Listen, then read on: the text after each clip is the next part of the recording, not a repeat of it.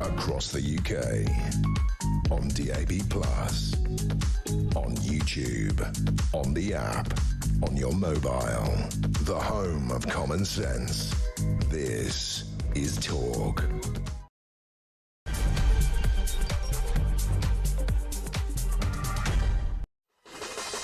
Hey, very good morning to you. Welcome to Tuesday. What is it? The 4th of November, you lucky people. I was just sitting here thinking that's one day before yet more fireworks. We'll talk about that. Listen, the news dominated by three main stories today. I don't know if you've heard overnight, seen or read the newspapers. The police are facing huge questions this morning as to why that horrendous human being, the Huntingdon knife attacker, who, 11 people he attacked, several still fighting for their lives, 24 hours before, he is suspected and allegedly suspected of stabbing a 14-year-old boy in the face with the same knife, waving that knife in a barber's and knifing a man at a London station. All of that 24 hours allegedly before that heinous attack on the train at Huntingdon, right?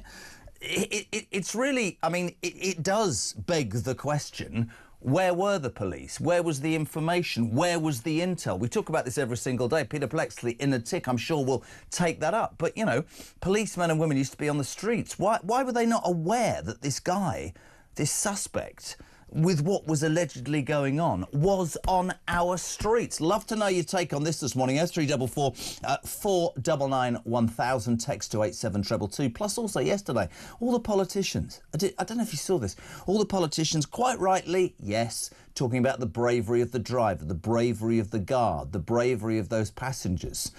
Cynic in me says that's right, that's proper, but that's probably the first thing they learn, which deflects from why the hell haven't they got answers that we're not safe on trains. Do you feel safe? Are you on your train this morning? Were you on the train last night? I told yesterday the story of my young son, terrified. He was abused, approached and verbally abused on Sunday night going back to college. 0344 499 1000. And this is on the back of the fact, I learned overnight, that assaults on trains have tripled in the last decade. Assaults on trains have tripled in the last decade. Again, without getting on my soapbox, when you think about how much one pays to go on a train, is not the very least that we should expect to be safe?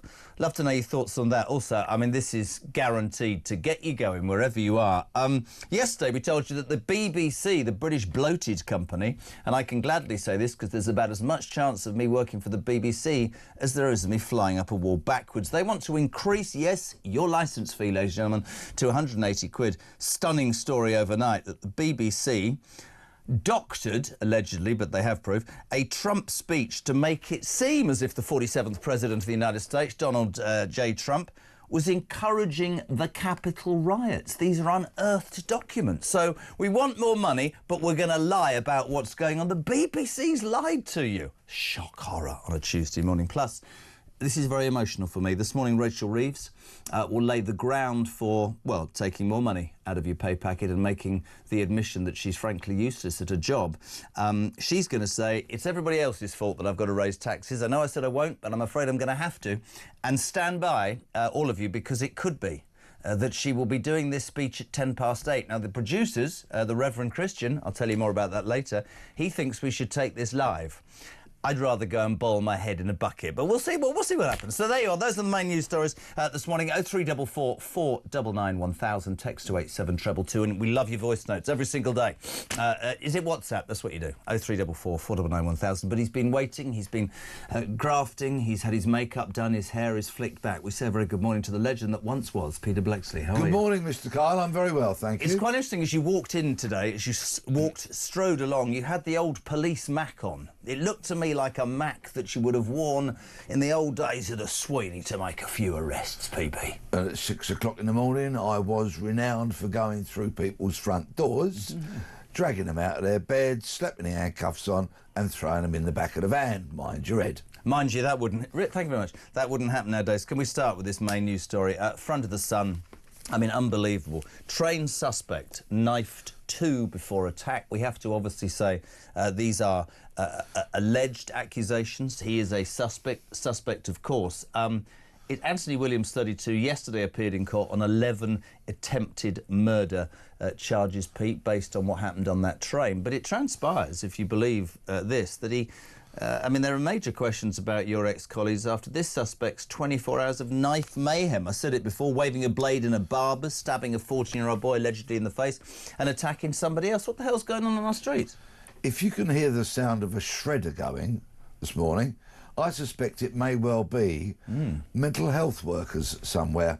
Anyway, I'll say no more on that front. No, please do. Well, you know, I must not speculate. This man has been charged, so I'm going to speak in pretty generic terms about the state of Britain, increasingly dangerous Britain, frontline police officers' workload, what they do and how they operate. The harsh reality of life is now, compared to when I was wearing a uniform, which was a long time ago. If there was a stabbing back in those days, everybody on our shift, it was called a relief then, would flood to the scene. Somebody would deal with the victim, somebody would be searching for witnesses, people would be looking for the suspect, trying to pump out as much information as we could to get what was clearly be a dangerous person in handcuffs. The sad fact of the matter is now, is there are so many stabbings that sometimes police officers are dispatched to deal with it, and it may only be a couple of officers. They may record the details. They will try, of course, and preserve the life of the injured party, or if it's a less serious stabbing and it's something that can be dealt with a visit to hospital and there's no threat to life, it does not get the resources and the importance applied to it that it did in my day, because it is a daily occurrence. When I was a frontline cop, a stabbing was a shocking event. But it is a shocking event. I keep thinking about that train, and then I think about allegedly 3 incidents the day before, and of course we'll all rein in on the police and say, yeah, I mean, there are huge questions for you to answer. This goes back to politicians cutting the numbers of policemen and women on the streets, doesn't it? It's workload. It has to be that. It certainly does, but it also is very much the fact that senior police leaders for the last generation or a half of policing have turned it, remember, from one example, the Metropolitan Police Force into the Metropolitan Police Service. And not only is that because the word force is dangerous? Oh, far, we can't say force. Far too intimidating. And not only did the name change, but what they do, they changed themselves. Yep. They morphed into a kind of pseudo-social work organisation, getting involved... Do you blame the coppers on the streets, or do you blame their bosses? Because, of course, you made a point, which I think is really important. You know, something like this in the old days, they would flood the streets. Now there's less resources. But there seems to be a groundswell of opinion which would say that actually the police don't seem as... not interested, not as rapid, not as... The whole thing seems to have changed. I mean, I always jokingly say, you know, we were scared of the police. If the police were going to take you back home to your mum, you were in trouble, right? Yes, and I understand that, and you might have been in even more trouble, courtesy of your mother, than you would have been of the police officers. But I see youth laughing at the police now. They don't care. Yes, they do. But I remain unashamedly a huge fan. In fact, I love those committed frontline police officers who go there, who actually want to be slapping the handcuffs on, who want to be nicking people. What if you hurt somebody's wrist, though, in doing that? How does that as long as it's proportionate and necessary, you'll be fine. But the police need to be a bit more robust in their own defence of their actions. But you've got to remember, they've got an unfit-for-purpose organisation, the Independent Office of Police Conduct, that will crawl all over their actions and take years to make a decision over actions that were probably decided in a second or less, OK? You've got police chiefs, these ones who are climbing that greasy pole of promotion, who are managers and not leaders. They are desperate to get the next rank. They will trample upon anybody in order to do that. And because, in the name of inclusivity, for example, they have driven so many of the nonsense policies and directives that they've handed down, or they have joyously embraced from another pathetic organisation, the College of Policing.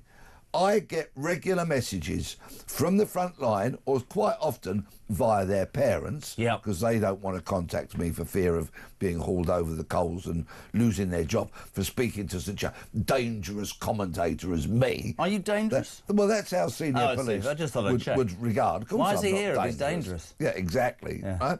And the parents say, my child, my daughter, my son joined the police. They love arresting bad people, but they do not enjoy, for example, a lot of the pseudo-social work that they get sent out to do, and they do not like spending an entire shift sitting in A&E guarding somebody, or being called in to sit at a cell with the door open because somebody is apparently a suicide risk. That is not what they want to do for 8, 10, 12 hours a day. These officers, the ones that join because they want to get out there and really make a difference, save lives, nick people, are getting increasingly frustrated. Love to know what you think of that. I agree with PB completely. 0344 499 1000. Keep those texts coming. 87222. This will get you.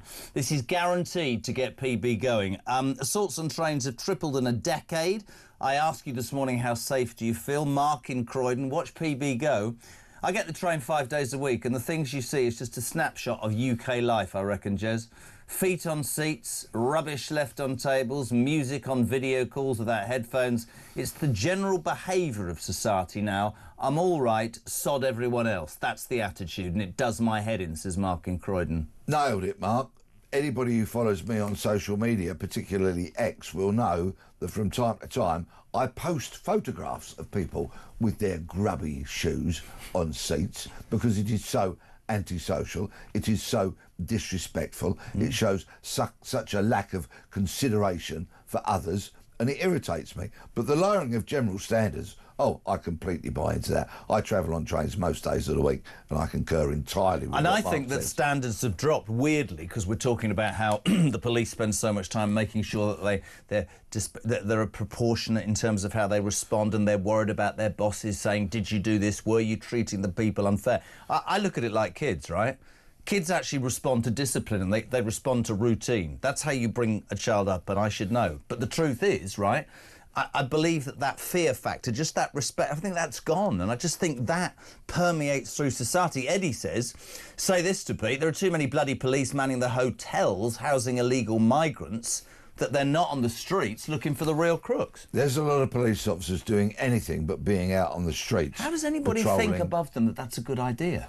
Oh, but you see, senior police officers are in the grip of academia. You see, because they've all been to university and got their degrees, so they have letters in front of their names as well as after their names as well as in front, OK? They love academia, and which is borne out by the fact, you know, posh people that go to university, yes, when they meet other posh people that have been to university, they don't say, what university did you go to? They say, what college did you go to? Because, of course, the universities are usually broken up into colleges of different names and what have you.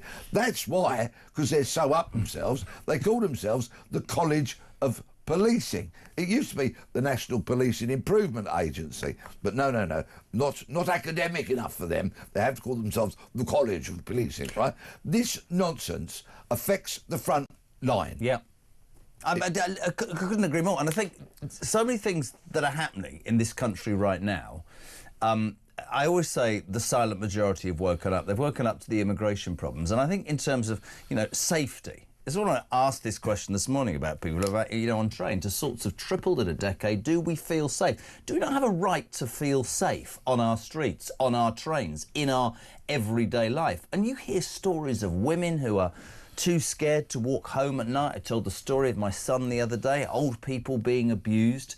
And all of that sort of antisocial, I don't know. I was watching a commentator from America the other day saying, what the hell's happened to the United Kingdom? It's just that so much of the fabric of what I was brought up to believe in seems to have gone. And I don't know how you get it back, Pete. I don't know how you get it back. I believe you get it back by being a bit more officious and a bit stronger and a bit more resolved in the way you deal with things. Or as I would say, robust. Yeah. I am very, very fortunate to be contacted and to meet lots of people on pretty much a daily basis. So many people these days are telling me they are scared. Yeah. Literally. Absolutely. Physically scared. And on a broader theme, they're also scared about what kind of country is going to be left for their children and their grandchildren. People want something done. Now, look at the police. They mobilised 6,000 officers to respond, OK, they had to the disturbances following Southport. Mm-hmm. They also, the Metropolitan Police, mobilised some 6,000 police officers to deal with the Notting Hill Carnival. Which tells me the officers are there, which tells me it's the will, right? It's the government. So they are there. OK, it might be unsustainable to do it each and every day. I get that as senior officers whinge and moan at me. But, right, the fact is they can mobilise in numbers. And the fact, what needs to be done now is to tackle and challenge the culture of people carrying knives. Yeah. And I don't care if I'm stopped and searched. I'm stopped and searched every time I take my rucksack into a football ground. I'm used to it. I'm not bothered by being searched or being stopped. But, you see, you have the left. In fact, you have the right. Theresa May, that appalling woman, and her dreadful tenure as Home Secretary and Prime Minister. She forced the police into doing less stop and search. It halved or more. Look what the result was. Well, listen, I had this discussion yesterday, and somebody I thought wrote the greatest text ever, and just said, "Look, if you're objecting to being searched and stopped, then presumably you've got something to hide." The big debate has always been, and my job is to give both sides of the coin, I'm guessing, is that they will say in London, Sir Sadiq, God, don't get me on that. He will be saying, you know, if we bring stop and search back, you know, it's disproportionate and more young black men will be searched than white men. You're going to throw a figure at me. I think most people in society would say it doesn't matter the colour of your skin, it doesn't matter where you come from, your religion or your creed. If you're carrying a knife, you scrote, you need dealing with. And I'm with you. I'm quite happy to be stopped. I had an amazing counsellor. He used to be the police commissioner in Bedfordshire yesterday, Festus. Can't remember his second name, bless him. Yeah. Amazing man. Yeah. He said, I've been searched 3 times and I was the police commissioner. He said, I'm not going to stand there and say it's because of the colour of my skin. Bedford streets under this guy were safer. And he was very straight and honest. I think most like-minded people would say, we want more police on the streets. We want to be able to feel safe in our everyday lives. And actually, we're prepared, I think, to have whatever is needed to make that a reality. I don't see how that's difficult. I firmly believe that Saturday the 1st of November 2025 should be a watershed moment. But the Prime Minister has been, well, silent almost as far as I'm concerned, whereas he and police chiefs should be standing up and say, OK, please forgive us, this is now a watershed. Said it earlier, I don't know where you were. Things have to be done, like, properly, robustly, and we're starting as of now. Completely, but you know as well as I do that what happens is the political notebook, rule book, whatever you want to call it, will say get out there and talk about the bravery, and that's really important. Why are you not talking about whose fault this is or what you're going to do to make sure this doesn't happen again? Does the first deflect the second? Tony Gannon, morning Tony, says the police allowed the hunting suspect to run amok the day before, allegedly. How many people did he actually attack? What are the facts? What were the police doing during this bloody time? Dave's in Aberdeen. Morning, Jez. It's not just the young. Here in Aberdeen, we have a bus service that offshore workers use, and they put their luggage on seats and their feet. They don't care if people are upset. It's a disgrace. Society's heading down the Kazi. I think standards have dropped hugely in society, not only in terms of crime and knife carrying, but general courtesy. After you, madam, can I help you with that bag? Oh, I can't do that. Oh, well, I travel on public transport a lot, and one of the actual benefits of doing it is that I so often get the opportunity to help people with their bags, to give up my seat and the such. I'm going to tell you, I've never told this on air because God rest his soul, he's no longer with us. My old man worked in London 41 years, and he came home, I would say, about 3 years before he retired, and I don't think I've ever seen him more upset. This was a man grounded in what I called principles, wicked sense of humour. And he told my mum and I that he got off at Green Park, he got on at Paddington, Bakerloo line. And one day, he was in the seat at the end, and a woman came on, and she was heavily pregnant, and she also had a child on her back in one of those things that nobody should use. And he stood and said, "Would you like my seat?" And in front of the entire carriage, he was 60 at this point, she said, "You sexist git, who do you think you are? What, you think I'm not strong enough as a woman to be able to stand up?" And literally, I never saw him cry very often. He was so devastated that night because almost every part of the fabric of what he believed in, opening the door for a woman, saying, destroyed. And some of that, and I'll stand in the face of any feminist or lefty who tells me it's wrong. I don't think there's anything wrong with that. I think that's a nice thing, a good thing, and it's disappearing. Of course, and I do it on a daily basis, and I overwhelmingly, in fact, I've never had an experience like that. It's a true story. Your dad had, but I always get a lot of gratitude for doing it. Stand up. If there's a family, you know, give your seat to the kid or whatever. A person more older than you, all right, I don't see many people older than me on the tube. It's not possible. But I still do that. And I do look aghast sometimes at rows and seats of young people, earphones in, heads in their phones, not looking around, not giving any consideration or appreciation for the potential needs of others. And that is just a lowering of standards. But I'm not going to lower mine. I've drummed it into my kids that manners maketh man, and I shall abide by that until I gasp my last. Good.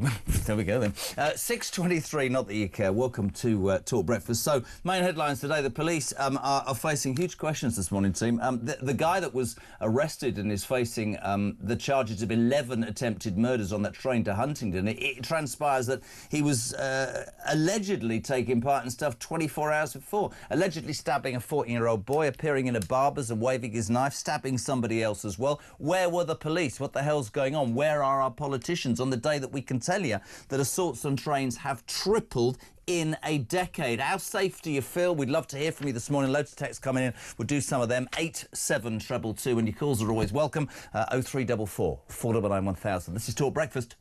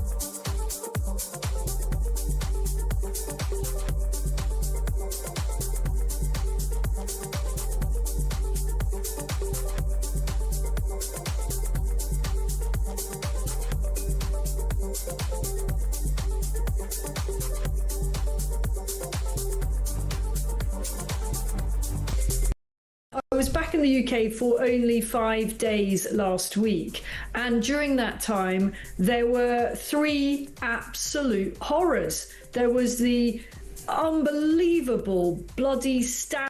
Big news coming this December. Our talkTV app is moving to the Talk app.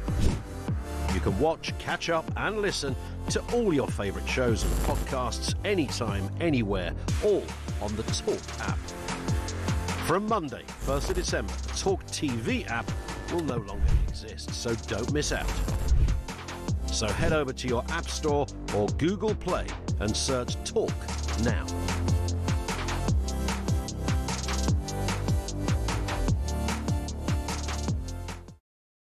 Big news coming this December. Our talkTV app is moving to the Talk app. You can watch, catch up and listen to all your favourite shows and podcasts anytime, anywhere, all on the Talk app. From Monday, 1st of December. Across the UK, on DAB+, on YouTube, on the app, on your mobile, the home of common sense. This is Talk. Morning, gang. Ahead of 6:30, not that you care. This is JK on Breakfast. Peter Blexley, good morning, sir. Good morning to you. Responding to loads of stuff in the paper, but the main news story, the police are facing huge questions this morning. The suspect who has been charged with 11 attempted murder on that train murders, allegedly, Pete, 24 hours before, stabbing a 14-year-old boy, waving that knife in a barber's, running amok. Where were the police? What the hell's happening? And I simply asked the question, on the day we can tell you that train assaults have tripled in a decade, do we feel safer? We were talking about standards. Pete, Jez, I'm even older than you both, so I remember being young during the IRA terrorism, says Debbie in Surrey. In those days, whenever you went to public places, your bag was searched. I don't mind. I wouldn't mind if it made us all feel safer. Good morning to Paul from Manchester. I'm all for stop and search. In 1987, me and my friend were going to work a 10 p.m, 6 a.m. shift and were stopped by 2 police officers and asked to show what was in our bags. If you have nothing to hide, surely the reality, says Paul in Manchester, is that it doesn't matter and it's for everybody's safety. I couldn't agree more. But if you're a lunatic, lefty, unhinged Labour politician, or maybe a lefty, lunatic, unhinged, independent politician... Yes, or just a politician who's just loony. Same kind of thing. Yeah, right? of course. They jump up on their high horse and they will scream, disproportionate, racism, unfair, absolute nonsense. Right. Chris, okay? Look at the stats. Look at the stats. Agree. Who commits most knife crime? Who are victims of most knife crime? The stats speak for themselves. Chris is in Lancashire. Morning, Jed. Just wondering what percentage of people under stop and search have actually been found to carry a knife. Does Pete know? It varies from time to time, and of course it varies when and where police officers carry out their operations. But again, you see, all these figures get lumped together rather than being absolutely put under the microscope and saying, look, we went and did stop and search here in an area that perhaps has a sizable Afro-Caribbean or African population where there's a lot of gang crime. There's been a lot of assaults and murders and stabbings and the such like, and the police did a stop and search operation there. In all likelihood, you will find that they will have more results. They'll get more knives than if they go and do a blanket kind of stop and search situation operation on, shall we say, I don't know, Weybridge High Street on a Friday, right? Of course there are disparities. Of course there are differences. But I rewind to Saturday night. I think it's a watershed. I think if the police and the government acted promptly now, while this story has the momentum, and said, look, whether you like it or not, and I think most people would like it, you're going to see a lot of police on the ground, and they're going to want to search you, and they're going to want to look in your bag.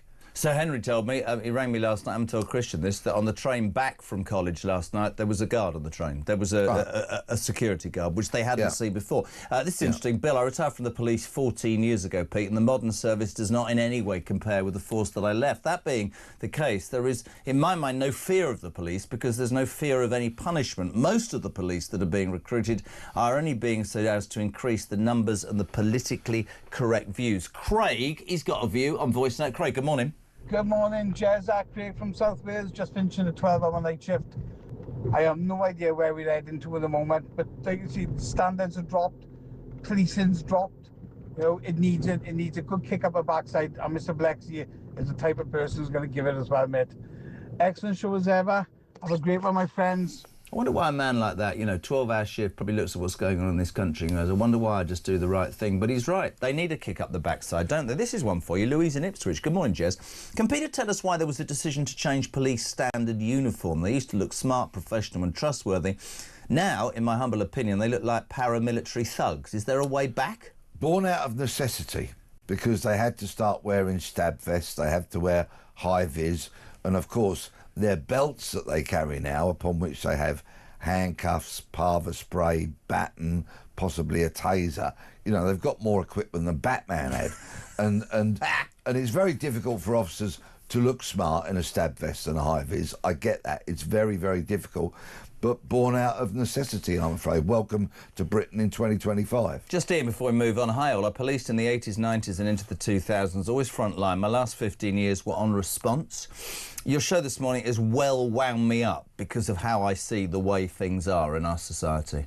Well, I'm glad we haven't wound up that caller. He's wound up because of how society is. Yeah. I completely agree. And Bill, one of the earlier contributors, another ex-police officer, I think what Bill may have been alluding to was about deterrence. We don't have deterrence. We need significant deterrence, and prison punishment needs to be punitive. Of course it the does. Sentences need to reflect the potential danger. Yeah. If you've got and a don't knife, get me on it, and when you get sent to prison, serve the bloody sentence. Don't be out in a week. Right, let's move on. I'd love to take your comments. Keep them coming. 0344 499 1000. Text to 87222. You might wake up this morning and think, surely not. Amazing story on the front of the Daily Telegraph today. The BBC... No.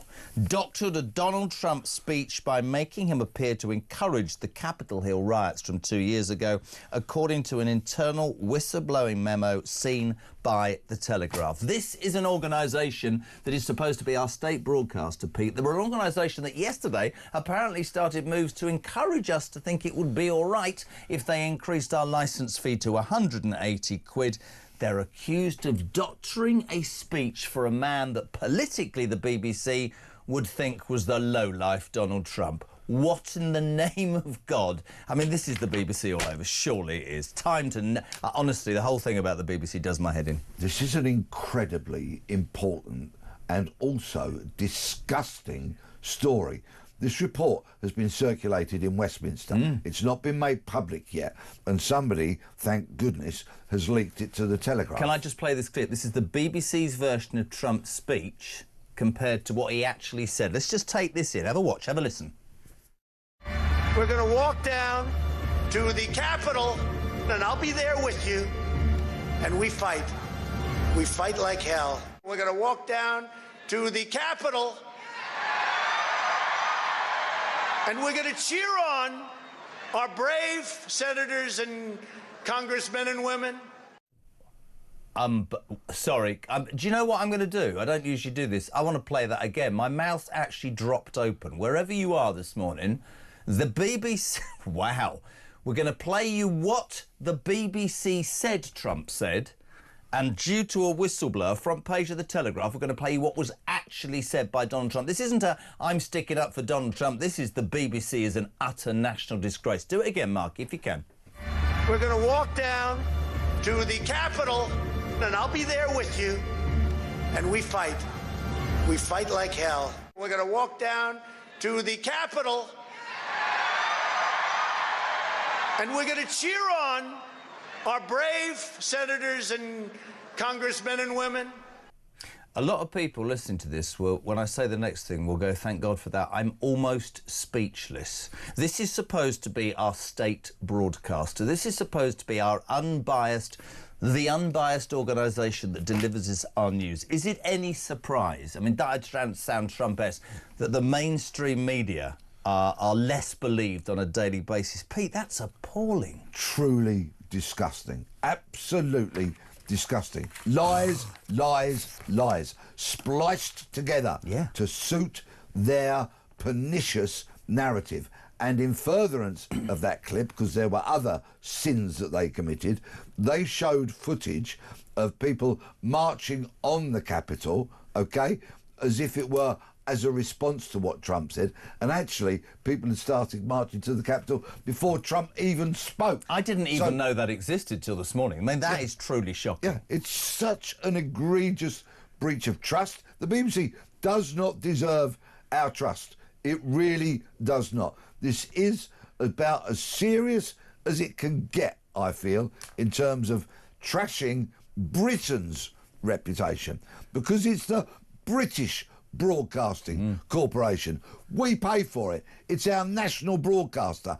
They are trashing our reputation. Yours, mine, everybody listening and watching. I completely agree. And what's really interesting is whenever we talk about the BBC on this station, we talk about, you know, should it be defunded? Should, in fact, is there a justification for them saying, you know, I want 180 quid, and we're all going, hold on a second, you make your choices on television now. You get to choose what you want and you pay for it, and that's the way it is. And surely a subscription service is the fairest way for anybody. It's like selling your product. If your product's attractive, people will buy for it. But this goes deeper than the cost. This goes to the very essence of what the BBC is supposed to be about, and actually completely and utterly justifies the criticism that we certainly and other stations have of the BBC, which is they have an agenda. They are run by people who absolutely have an ideology that is not unbiased. It's not straight down the line. It is leftist and it is wrong.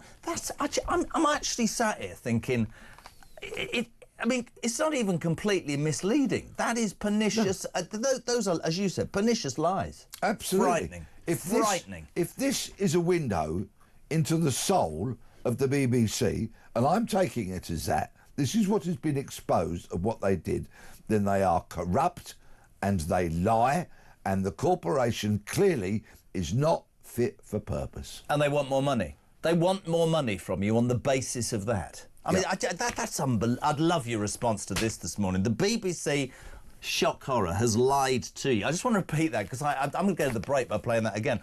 This was on Earth. This was a whistleblowing memo seen by the Daily Telegraph, which basically says the BBC doctored a Donald Trump speech by making him appear to encourage the Capitol riot. We'll go to a break. I'm sorry, can I play it again? Is that all right? Because I literally am shocked by this. This is what Panorama played first up, right? And this is the reality of what Donald J. Trump said. This is what the BBC is doing to you people. Have a listen. We're going to walk down to the Capitol, and I'll be there with you. And we fight. We fight like hell. We're going to walk down to the Capitol, and we're going to cheer on our brave senators and congressmen and women. Unbelievable. I'll go to a break. Pete says, by doctoring the footage, the BBC should be held responsible for what happened afterwards, because could they not be accused of inciting violence? Look, I can't get into that, but shame on the BBC. Does anybody believe, genuinely very quickly, does anybody believe that the BBC should be able to get away with that sort of... that's heinous, man. It's terrible. This Panorama went out a week before the presidential election. Yeah. So it was clearly doctored and skewed to present itself as lies, which they thought people would believe. Now, would that affect people, perhaps, who were American, holidaying in the UK, watching a bit of the BBC before flying back and voting? Could it have affected how people voted? I don't know what the time limitations were on postal votes, for example. A lot of people, Americans who live around the world, vote by post. Could it have affected those? I don't know what the time limitation was. Either way, it is lies. It is deliberately manufactured. There has been a conspiracy here to lie. And actually, just without getting too deep, because it's too early in the morning, I was at a reform do with you the other week, just working, not from a political point of view. And a lot of people would come up and they would say, you know, the institutions in this country have an agenda. And you think, really? OK, fair enough. I've always believed you go and you vote, you have your preferences. When you see things like this about the BBC, when you hear about sections of the media, this is people. I'd love to know. I mean, this isn't bias. This is lying to promote an ideology. This was Donald J. Trump. It leaves me, as I head towards the news break, thinking, what else do they lie about? What else are they telling us that doesn't take place? Or more importantly, what are they not telling us? 0344 499 1000. It's Talk Breakfast, back in 3.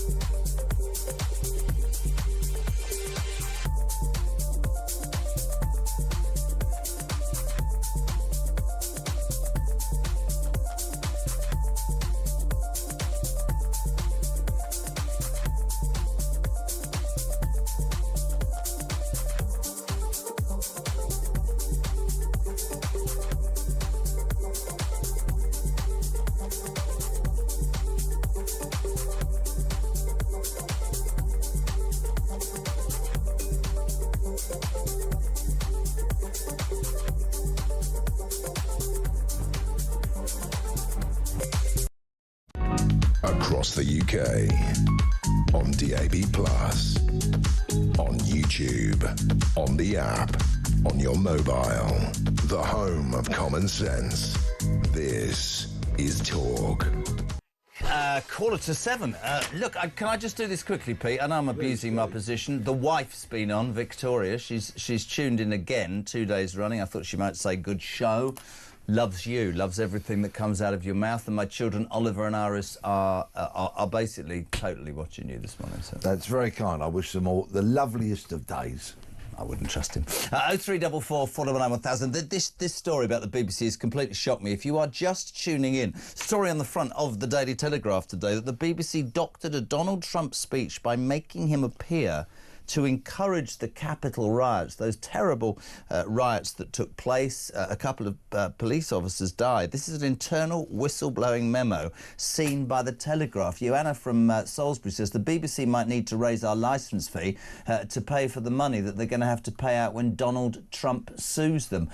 Tash in Bexhill, Jez, good morning. The BBC clip is appalling. So glad I haven't had a TV licence for 3 years. They should be sued, but better to ban the BBC. I'm ashamed, as Pete says, that they have got Britain in their title. Good morning to Kevin, who's enjoying the show. Hello to Mark Eaton. He says, I knew we were in trouble 20 years ago when people started doing their bloody shopping in their pyjamas. He's in Northampton.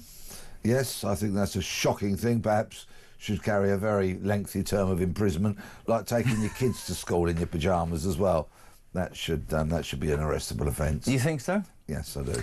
Or gentlemen that take their kids to school in Ugg boots. 0344 499. Don't start me. 0344 499. I want to read some of these because I do appreciate, as you do, when people take the time. Keith's in Oswestry, lovely part of the world. Last Christmas Eve, Pete, I had to go to Eastbourne A&E at 10 o'clock and spent 9 hours waiting to be treated. Whilst there were 3 police officers guarding a man. Couldn't see what was wrong with him because he was fast asleep. Meanwhile, another patient screaming in pain was told by the police to calm down or they would arrest him for a disturbance. Wow. God. What a waste of resources, you see. 3 police officers. Yeah. Lena Thompson. This is interesting. I was far too anxious to travel to see my brother after my 4th back surgery left me with mobility issues, Jez. After 10 years, I managed to take that huge step to see my family in Brighton. I flew the first time, then used the train afterwards, travelling 2 or 3 times a month. An incident on my last trip on the train where a drunk guy was sitting next to me being belligerent from London to York left me so afraid I've started flying again as I was anxious. However, this morning, my anxiety levels about using public transport to go to see my brother have returned. I was due to go, and I look at it all and I think I really do seriously fear for my kids and my grandkids' future. And this is on the back of the news that assaults on trains have tripled in a decade, that appalling situation over the weekend. I get her completely, Lena, don't you? Completely. Oh, Lena and others, please forgive me if I'm repeating what I said earlier on this hour, are contacting me saying they're scared. So how can Starmer sit in 10 Downing Street and not do anything about it? Yeah. Possibly because he's surrounded by nodding dogs, yes people, who tell Starmer what he wants to hear rather than what he should be hearing, and that is people are living in fear. Yeah. He pledged before he got elected. There's a big double-page spread from the Mirror, which was part of a campaign piece before he got elected, saying, we will make Britain safer. Yeah, righto. Where's the evidence of that then? I have to say the response this morning has been fantastic. Not only that, about the knife crime and the fact that the police are on trial themselves this morning. The news that the guy who's in custody, he's facing 11 charges of attempted murder, was on the loose 24 hours before and allegedly stabbed a boy and waved his blade in a barber's. And where were the police? And then on the basis of the fact that assaults have tripled, your response has been astonishing. I also, though, have to say that the BBC thing has sent you over the edge. 0344 499 1000. Sorry, Christian, I know this is not palatable, but I'm going to keep doing this. We find out today the British Broadcasting Corporation lied and doctored a Trump speech. If you just tuned in, sorry, going to do it again. I'm going to play you what Panorama played a week before the American presidential election. Then I'm going to play you what actually was said by Donald Trump. This is unbelievable. Have a watch. We're going to walk down to the Capitol, and I'll be there with you, and we fight. We fight like hell. We're going to walk down to the Capitol, and we're going to cheer on our brave senators and congressmen and women. Margaret in Birmingham, if this lie is true, surely Tim Davie has no option but to resign. But what I'd like more than anything, says Margaret, I'd like Donald Trump to sue the BBC and put them out of business. Morning, Jez, and the wonderful gentleman that is Peter. Sarah in Birmingham here. I cannot believe what I've just heard. Honestly, how the BBC have edited Trump's speech is abhorrent and in itself inflammatory. Yes, the BBC absolutely have to be held to account for this, and hopefully it will be their downfall. More importantly, an individual or individuals physically made that edit, and they need to be named publicly, in my opinion, investigated for being part of incitement. Couldn't agree more. Couldn't agree more. Not only does Tim Davie need to fall on his sword, but as that contributor rightly points out, whoever made that edit, whoever signed it off, whoever else knew about it, who supervised, all of that, there's a rot. There is clearly a corrosive, lying rot within that part of the BBC. And I ask everybody watching and listening, and you, Mr. Kyle, if I may. Yes, Your Honour. I mean... Will you ever trust the BBC again? Listen, from a purely personal point of view, I don't watch the BBC. I was brought up the old people would watch the BBC News. I won't break the law. I pay my licence fee, but I will sit here for as long as I'm sat here and say, why on earth should I be forced to pay for something? Why am I not able to make my choice? We'll go to a break, by the way. We want to take your calls as ever. Please, 0344 499 1000. To the break with Sean. He's got some comments on the BBC. Morning, Shawnee. Morning, Pete. Morning, Jezza. This is Sean of Cheshire. Not spoken for a while. I've just woken up and just listened to that thing about the BBC that you've just done. Now, I'll tell you where that comes from, where I sit. If they think that they got away with that and that's what they've done, and they got away with it till just now, then what else have they done? What other lies have they fed to the British people and the world? So, you know, trust is easily lost and hard won.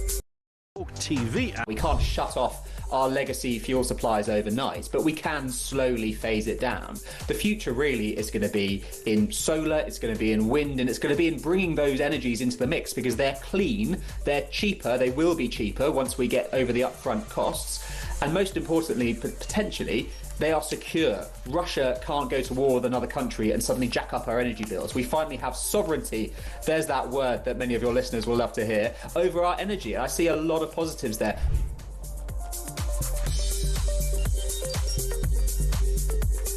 Big news coming this December. Our talkTV app is moving to the Talk app. You can watch, catch up and listen to all your favourite shows and podcasts anytime, anywhere, all on the Talk app. From Monday, 1st of December, the talkTV app will no longer exist, so don't miss out. So head over to your App Store or Google Play and search Talk now. Across the UK, on DAB+, on YouTube, on the app, on your mobile, the home of common sense. This is Talk. Welcome back, 5 to 7. Peter Blacksley, we've done the police facing huge questions and the tripling of assaults on trains. We've done the BBC. I'd just like to take a moment here at 5 to 7. Rachel Reeves today, or Rachel Thieves to most of her friends, or Richard III, if you have a look at her, will lay the ground for her biggest promise-making budget betrayal. Because we all know one thing about the Labour Party, they are going to basically raise taxes. Despite the fact they said they wouldn't, they will, because they give money to people who don't deserve it, and they couldn't basically... but they just can't organise money, can they? This doesn't work for them. Apparently, really excitingly, this speech could be during the show, at which point we're going to play it live and I'm going to do a bit of commentary. Or maybe we won't. Enjoy. I'll be watching from elsewhere. Let me, if I may, just read a short excerpt from the Labour Party manifesto upon which they got elected to power only last year. Yes, you've only got a minute. Listen up, lovely people. Labour will not increase taxes on working people, which is why we will not increase national insurance, the basic, higher or additional rates of income tax or VAT. Well, I can go further. This is her doing it to camera. Have a listen. This is a once-in-a-parliament budget. I'm not coming back with more borrowing or more taxes. We don't need to come back for more. We're not going to have to come back and ever do a budget like this again. So never again will I have to do a budget like I did in October. There is no need to come back with another budget like this. We'll never need to do that again. 5 minutes later. There are tax rises coming down the track. Yeah, but Brilliant. OK, so just if you are waking up, despite the fact she's not coming back, she is coming back today to lay the ground for coming back and taking your taxes. Yeah, I live in a parallel universe. I really, honestly, how bad is she? Honestly, but well, this press conference this morning will be very interesting because she'll be hinting at what's to come. I think it's the 26th of November, isn't it, the budget? Yes, where are you? What a day that will be. Yes, we'll be out the country. Yeah. 0344 499 1000. Just also very quickly, you are a big football fan. Well, you're a QPR fan. By the way, any comment on my team West Ham beating Newcastle? Congratulations. Thank you. Sir David Beckham today in a suit made by Victoria. Interesting. Will be at Windsor Castle. We hear the King himself is going to confer. A lot of people take the mickey out of David Beckham. From a kid from the East End, all right, he's done pretty damn well, and I say fair play to the bloke, don't you? He has indeed. And a successful marriage, plenty of kids and all that kind of stuff. You're not selling this to me at all. Sort of successful marriage, plenty of kids. No, and as far as I know, he's never featured on the front of a tabloid for... rampant misbehaviour, shall we say. Rampant misbehaviour. Also today, apart from Rachel Thieves telling you that she's going to have to take more money because she can't do her job properly, the John Lewis Christmas ad hits the screen. And yesterday we discovered on this show that the boss here, Danny, decided to launch Virgin Radio Christmas on Saturday, 1st of December. 1st of November, sorry. How do you feel about Christmas songs early doors? Are you happy about that? I think the 1st of December should be the opening of sort of Christmas adverts and celebrations. Do you wear a Christmas jumper in the Blexley household? Are you a happy man, or are you... No, but I've got a selection of very stupid hats. Have you? Yes. Could you wear one every week you come on and do this? I'll wear one Christmas? as Christmas inches ever closer. I'll bring in my favourite. Fantastic. Thank you, Peter Blexley. What an Absolute legend. So as we head to the news at 7, the three main news stories today, my friends. The police are facing huge questions this morning. The guy that is already been charged with 11 counts of attempted murder on that train at Huntingdon. It transpires that he was allegedly free for 24 hours before that, stabbed a young boy, waved his knife in a barber's and in public. And we're asking, assaults on trains have tripled in 10 years. Do you feel safe? The BBC, jeez. Yesterday I told you wanted to increase your licence fee. Today we have definitive proof they lied about Donald Trump's speech in the budget, and Rachel Thieves, sometime in the next 3 hours, is going to come out and say, I know I said I wasn't going to raise taxes, but I have to, and it's not my fault, it's your fault. Bear that in mind. If you're getting up for work, all of this is your fault. News at 7, my friends, is next on Morning Glory.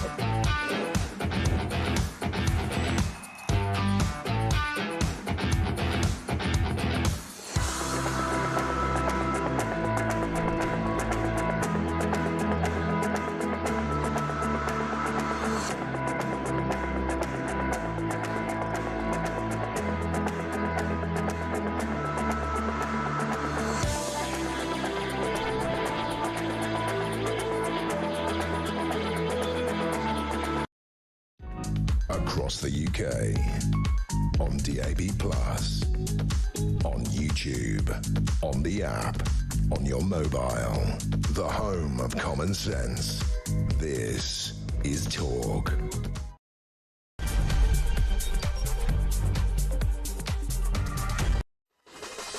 Good morning, my friends. It's Tuesday, the 4th of November. Morning Glory on until 10. You're waking up to some incredible stories. Incredible in not the best ways, to be honest. Of course, Saturday saw that heinous attack on 11 people. A 32-year-old man in custody, charged with those 11 attempted murders. It transpired overnight that he'd been at large for 24 hours before and allegedly attacked a young boy, a 14-year-old boy, stabbed him in the face, went into a local barber's and was waving his knife around, and allegedly attacked another man, which begs the question, you know, huge questions about the police. Where were you? Why wasn't this guy being tracked? Why didn't you know more? I can exclusively reveal this morning, I mean, this is shocking, assaults on trains have tripled in a decade. Do you feel safe? What do you want from your police force? 0344 499 1000. Just very quickly, Nikki in Huntingdon. Morning, Jez. My son works in Tesco. He was serving a man on Sunday. He said, "How's your day going, mate?" And the man said, "Are you allowed to call me mate?" I'm a taxi driver and we've been told not to. The world is getting cold and unfriendly, and so are standards. Soon, we won't be able to say anything to anyone, and then I look out and this happens in my town. I think she shares the frustration that so many people feel this morning. The other extraordinary story this morning, which I still, the response has been incredible. The BBC, who yesterday said, we want 180 quid from you very soon because we think what we produce and provide for you is worth an increase in the budget, and yet the licence fee. And yesterday we were all going, no. Today, front of the Daily Telegraph, the BBC doctored a Donald Trump speech by making him appear to encourage the Capitol Hill riots. This is an internal whistleblowing memo seen by the Daily Telegraph. I'm going to kick off the hour by playing you this. This, whatever you think about the mainstream media, this is not some conspiratorial theory, right, by talk or anybody else. This is fact. First of all, I'll play you what Donald Trump we were told by Panorama, he said. Then I'll play you what Donald Trump said. You make your own minds up. Have a watch. We're going to walk down to the Capitol, and I'll be there with you. And we fight. We fight like hell. We're going to walk down to the Capitol, and we're going to cheer on our brave senators and congressmen and women. I don't know about you for a Tuesday morning. Unbelievable. 0344 499 1000. Text to 87222. We say a very good morning to Talk's international editor. No better place to start. Isabel Oakeshott, good morning. Good morning. And first of all, apologies if there's some strange drilling sound in the background. Somebody has chosen this very moment to start some massive, I don't know what they're doing next door, but anyway. Can I just say, drill, baby, drill. Get that oil. It's good for the country. Yes, Isabel, I know you and I have spoken for many years, right, months, whatever. I genuinely tell you, I'm sat here this morning shocked at the duplicity of the BBC. You've seen that clip. This isn't me being pro-Trump. This is about an organisation that is supposed to be our state broadcaster, is supposed to be unbiased, and there it is, laid out in fact. They lie to us. It's just extraordinary, and I mean, it raises so many questions, doesn't it? You know, it seems that not a month goes by that there isn't some new BBC crisis. And here we have another one, and we'll be talking about this one for a long time, because for once, this is not about their handling of celebrities with very dubious habits and poor behaviour. This is about the integrity of their journalism. And if anything goes to the heart of their whole raison d'etre, the whole justification for their existence, it's the quality of their journalism. What is the point of the BBC if it can't be relied upon to produce credible, unimpeachable journalism? And there was that case earlier this year about the Gaza documentary, which featured a little boy whose father, it turned out, was closely connected to Hamas. That was a crisis. I think this is on a much bigger scale. This has gone global. And, you know, it's so sad in a way, because the BBC does still have an incredible reputation overseas. You know, you and I and everybody that is on our side politically may have reservations, big ones, about the BBC and the kind of institutional left-wing bias, but that isn't really very well understood outside the UK. They still see the BBC as this kind of bastion of journalistic integrity. You know, you can trust this organisation. It's a great British brand. And this sort of thing dramatically, spectacularly undermines that. Completely. Brian in Glasgow, read the new BBC scandal. Surely other broadcasters had the Trump's true speech. How did the BBC seriously think they would get away with it? Paul Williams, Jez, at the very least, the BBC newsroom should be closed down after doctoring the Trump speech. The DG and head of news must go. Good morning. I've never seen a response like this. Seriously, Bill Dolman in Leicestershire. The doctoring of Trump's speech is absolutely disgusting. I don't watch the BBC anymore. I think it's time to at least try some of the simple common sense solutions that Farage talks about, because the complex solutions clearly are not working. Jonathan in Nottingham, quickly. I never trusted the propaganda of the BBC. To think they have their so-called fast check or fact checker on their website. Pompous, out of touch. I cannot support them anymore. Absolutely extraordinary story to me this morning. And of course, people will say Tim Davie needs to go, the Director General. People will say whoever doctored that edit needs to be named and shamed, and maybe there will be somebody. But to me, you're right. It beggars belief, and it poses the biggest question is, what else have they told lies about? The other big news story, and we'll get on to your exclusive, which I'm so keen to talk about in a tick. Police under pressure this morning, Isabel. The Huntingdon attack, the 32-year-old man in custody facing 11 charges of attempted murder. It transpires that for 24 hours before that, he was allegedly seen waving a knife in a barber's, attacking a kid. And the police, whether they were tracking or not, where the bloody hell were they? Could this not have been prevented, for goodness sake?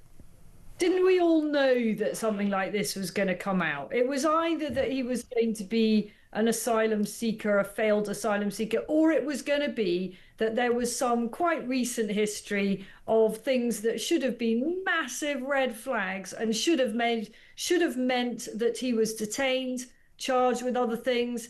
And guess what? It didn't happen.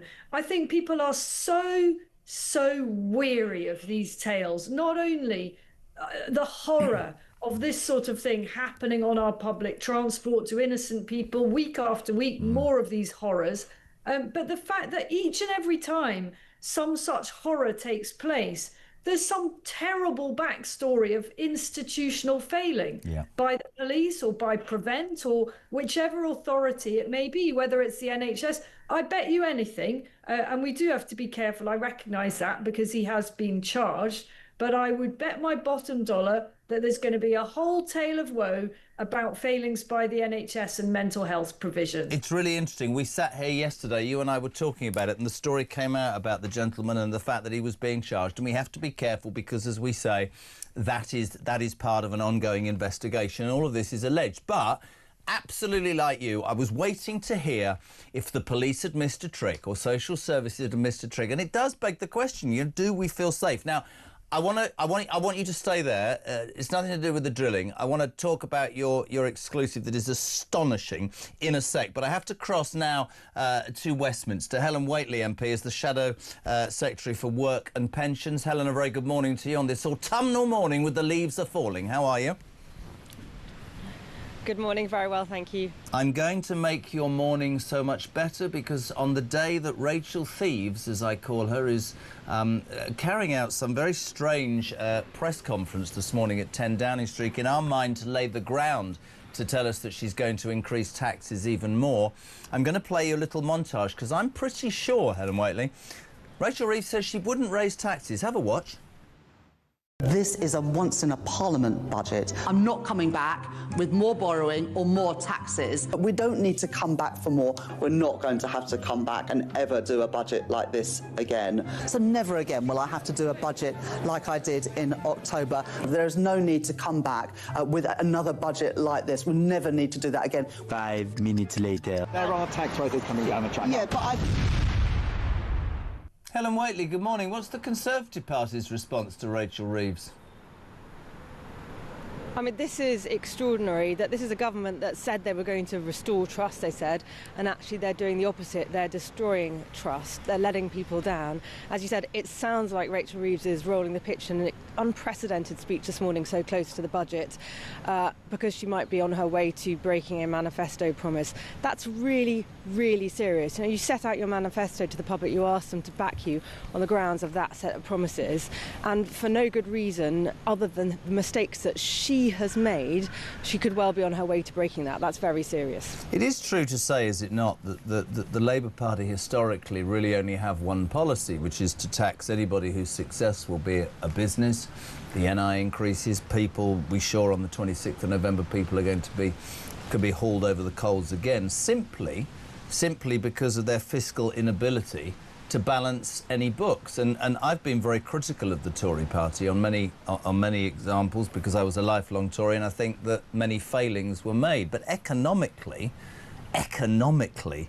this government is incompetent at best, is it not? You talk about manifesto lies. Yeah. They've lied to WASPy women, they've lied to farmers, they've lied to pensioners, they've lied to veterans. To me, they've based the first 15 months on failed promises, haven't they? Well, exactly. They've made a complete mess of it. And part of the problem is that they just don't understand businesses and the kind of decisions that businesses have to make and the way businesses achieve growth. So the last budget, they did their jobs tax, putting up costs on businesses, the cost of employing people. That's had a huge hit to the economy, and they clearly didn't understand that. But any business person could have told you, and many business people have told me exactly this. Labour just doesn't get businesses. They don't understand what makes the economy tick. And on the other hand, they are incapable of controlling public spending. Yeah. I'm the Shadow Secretary of State for Work and Pensions. I've been setting out our plan of how we would save money from the welfare bill and get people back to work. £23 billion worth of savings we'd identified from things like stopping people with common mental health problems like anxiety from claiming sickness benefits. We'd get people back to work, control public spending and use those savings. We've identified £47 billion worth of savings to bring down the deficit and cut the tax burden. Again, lightening the load on people's pockets and good for the economy, good for growth. That's because we understand the economy. Rachel Reeves and Labour simply don't. I wasn't, as I've said, I was brought up as a Tory voter and I voted against you last time, and I have every right to say that. But I will say one thing about a man who I didn't think was a particularly good Prime Minister. Rishi Sunak was absolutely spot on right when he talked about what this Labour government would do tax-wise. Helen, the other main news story this morning, which I'd love a Tory response, because I think this is frightening. Front of the Daily Telegraph, the BBC doctored a Donald Trump speech by making him appear to encourage the Capitol Hill riots. Have you seen this clip at all? Have you seen this clip? I mean, have you seen it? I've seen the story on the front of the paper. Let me, for a reason, play you this clip. It's only 20 seconds. The first clip is what Panorama on the BBC played. The second is what Donald Trump said. Helen Whateley, have a watch. We're going to walk down to the Capitol, and I'll be there with you. And we fight. We fight like hell. We're going to walk down to the Capitol, and we're going to cheer on our brave senators and congressmen and women. Helen Whateley, Shadow Secretary of State for Work and Pensions. How frightening to your party is that our state broadcaster can doctor something that important? It's very, very serious, and I think the BBC has this reputation nationally. The reason why many people do back the BBC and have done over the years is because it was seen as a trusted source of information at a time when people feel they can't trust all the sources of information out there. But the problem is this is very, very damaging to exactly that, and it's very worrying to see that if this really is the BBC not telling people how it is and not being what they should be, which is impartial, then that's very serious. I know you're a skilled politician, so you probably expect the next question. Are you appearing on the morning round on the BBC this morning? I don't believe that the BBC is in my schedule. I was simply going to say that if they are, I'd be very careful on what the edit says, if I'm completely honest. But listen, really appreciate your time this morning, out and about in your winter coat. Thank you, Helen Whateley, Shadow Secretary of State for Work and Pensions. Absolutely nailing the fact that Rachel Reeves, this sort of unprecedented speech this morning in Downing Street, only what? 22 days, 3 weeks before the budget, where we all know she's going to raise taxes because she can't add up, because was she economist or not sure? Anyway, so she's sort of going to be blaming you this morning. So if you are queuing to go to work or just finished a night shift, the tax that you pay is going to be increased because she can't add up. But it's not her fault, it's your fault. Please bear that in mind. Back to Isabel Oakeshott. Good morning, Isabel, again. How are you? Listen, you are too nice to these people. You know, you didn't point out as you allowed her to huff and puff about Rachel Reeves potentially breaking a manifesto pledge, that the Tories broke manifesto pledges for successive governments. Now, Isabel Oakeshott, I would never take you on because I love the bones of you. I think if you listen back, I said, and I quote, I stopped voting for you because you let down people by not doing what you said. They broke manifesto pledges on immigration time and time and time again. And for her to prattle on about how she's found 20 billion worth of savings on welfare, they're the ones that let the welfare budget balloon. But anyway, that's not what I'm here to talk about. I'm being told off, and I love it on a morningly basis. Thank you very much indeed. This is extraordinary. You do so much good work for us as our international editor. This is a story that first came out on Kevin O'Sullivan's evening show last night. About a former migrant hotel manager. Please, just tell the breakfast story. This is an astonishing story, Isabel. Great work. It really is quite a jaw dropper, this one. So this young man, Adam, spent several years working in a migrant hotel. He actually used to be a Labour voter. This is not some kind of headbanger, you know, what Keir Starmer would call a hard right Tory thug or whatever it might be. And he was so shocked by what he witnessed behind closed doors in this migrant hotel that when he finally finished up at that hotel, he did some undercover recording in other migrant hotels, and they just sort of let him wander in. They certainly wouldn't let you or I wander in, Jeremy, but as he puts it, I'm brown. That's how he put it. And so he said no questions were asked. He was able just to saunter into these migrant hotels, and in one such hotel, he sat down and enjoyed a meal with the other asylum seekers. And for his pains, for exposing this on social media, one day he was absolutely shocked to find no fewer than 10 police in riot gear hanging on his front door. 10 riot police turning up at his house. What's he accused of? He's accused of, and I quote, burglary. He's accused of burglary because he took a free bowl of pasta. Now, this guy has done, he knows about how the budgets work in these hotels, a very smart young man. And he's worked out that the bowl of pasta he supposedly thieved was worth 77 pence. I mean, you just could not make this up. And here he is. He's got this hanging over him, the possibility, not been charged with anything. God help us if he's charged with that. What an absolute joke. But he's brought so much to light. You know, I would say this is absolutely overwhelmingly in the public interest. I'm not encouraging people to break into asylum hotels and do similar, but the work he did is brought to light so much about what goes on behind closed doors. And here's the thing, the government, the authorities, they do not want us to know what goes on in there. And on Kev's show, and we'll be doing a bit more, I think, on this, we will be bringing many revelations about what actually happens at taxpayers' expense, the appalling behaviour of some of those who are taking our hospitality. It's great work, Isabel. I mean, astonishing. And on the day that we're sat here and we're talking about huge questions about the police's presence on our streets and the lack of response and what happened in Huntingdon and, you know, assaults on trains have tripled. 10 officers, extraordinary footage there that you got, 10 officers in riot gear over a bloke who went back to a migrant hotel where he used to run the kitchen side of it, arrested for a 77p bowl of pasta. And we wonder, don't we? I mean, you're going to laugh and I'm going to laugh, but the priorities of this country are just fundamentally wrong, whether it's the police or the justice system. It's just, I don't know, I have to be so careful not to implode. It's madness, isn't it? I so know how you feel, you know, be so careful not to implode. I think so many of us feel that way. Yeah. And what this guy was trying to do, he's such a reasonable guy, by the way. I really encourage our listeners, if they didn't see Kev's show last night, to look at the footage. This guy is really measured. You know, he talked about how much he enjoyed working with some of the asylum seekers. There are some nice people that want to come to our country. They're not all bad. It is the system that is failing everybody. And here we've got Rachel Reeves coming to beg for more money. That's what we expect. And yet this asylum system is costing squillions all the time.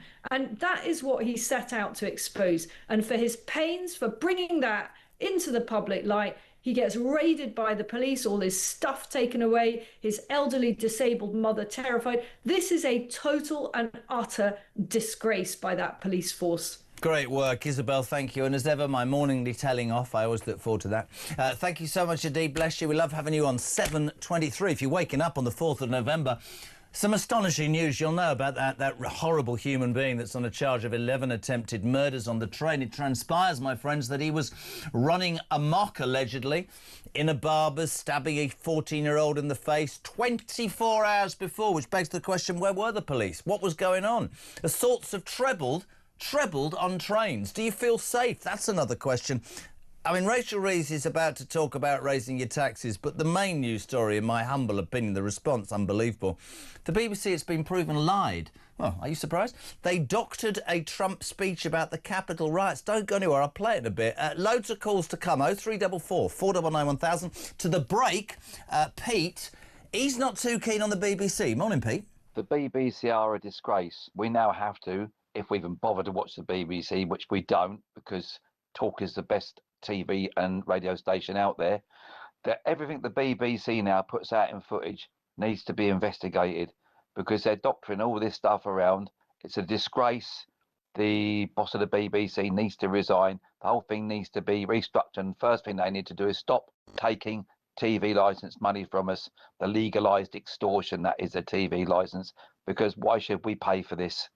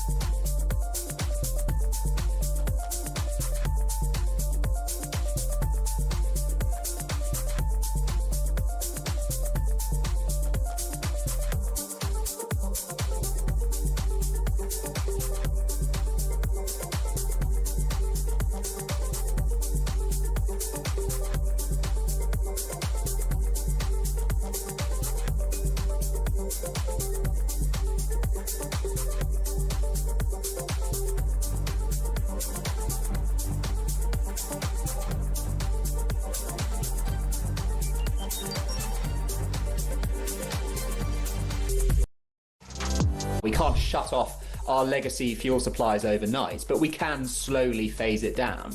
The future really is going to be in solar, it's going to be in wind, and it's going to be in bringing those energies into the mix, because they're clean, they're cheaper, they will be cheaper once we get over the upfront costs, and most importantly, potentially, they are secure. Russia can't go to war with another country and suddenly jack up our energy bills. We finally have sovereignty, there's that word that many of your listeners will love to hear, over our energy. I see a lot of positives there.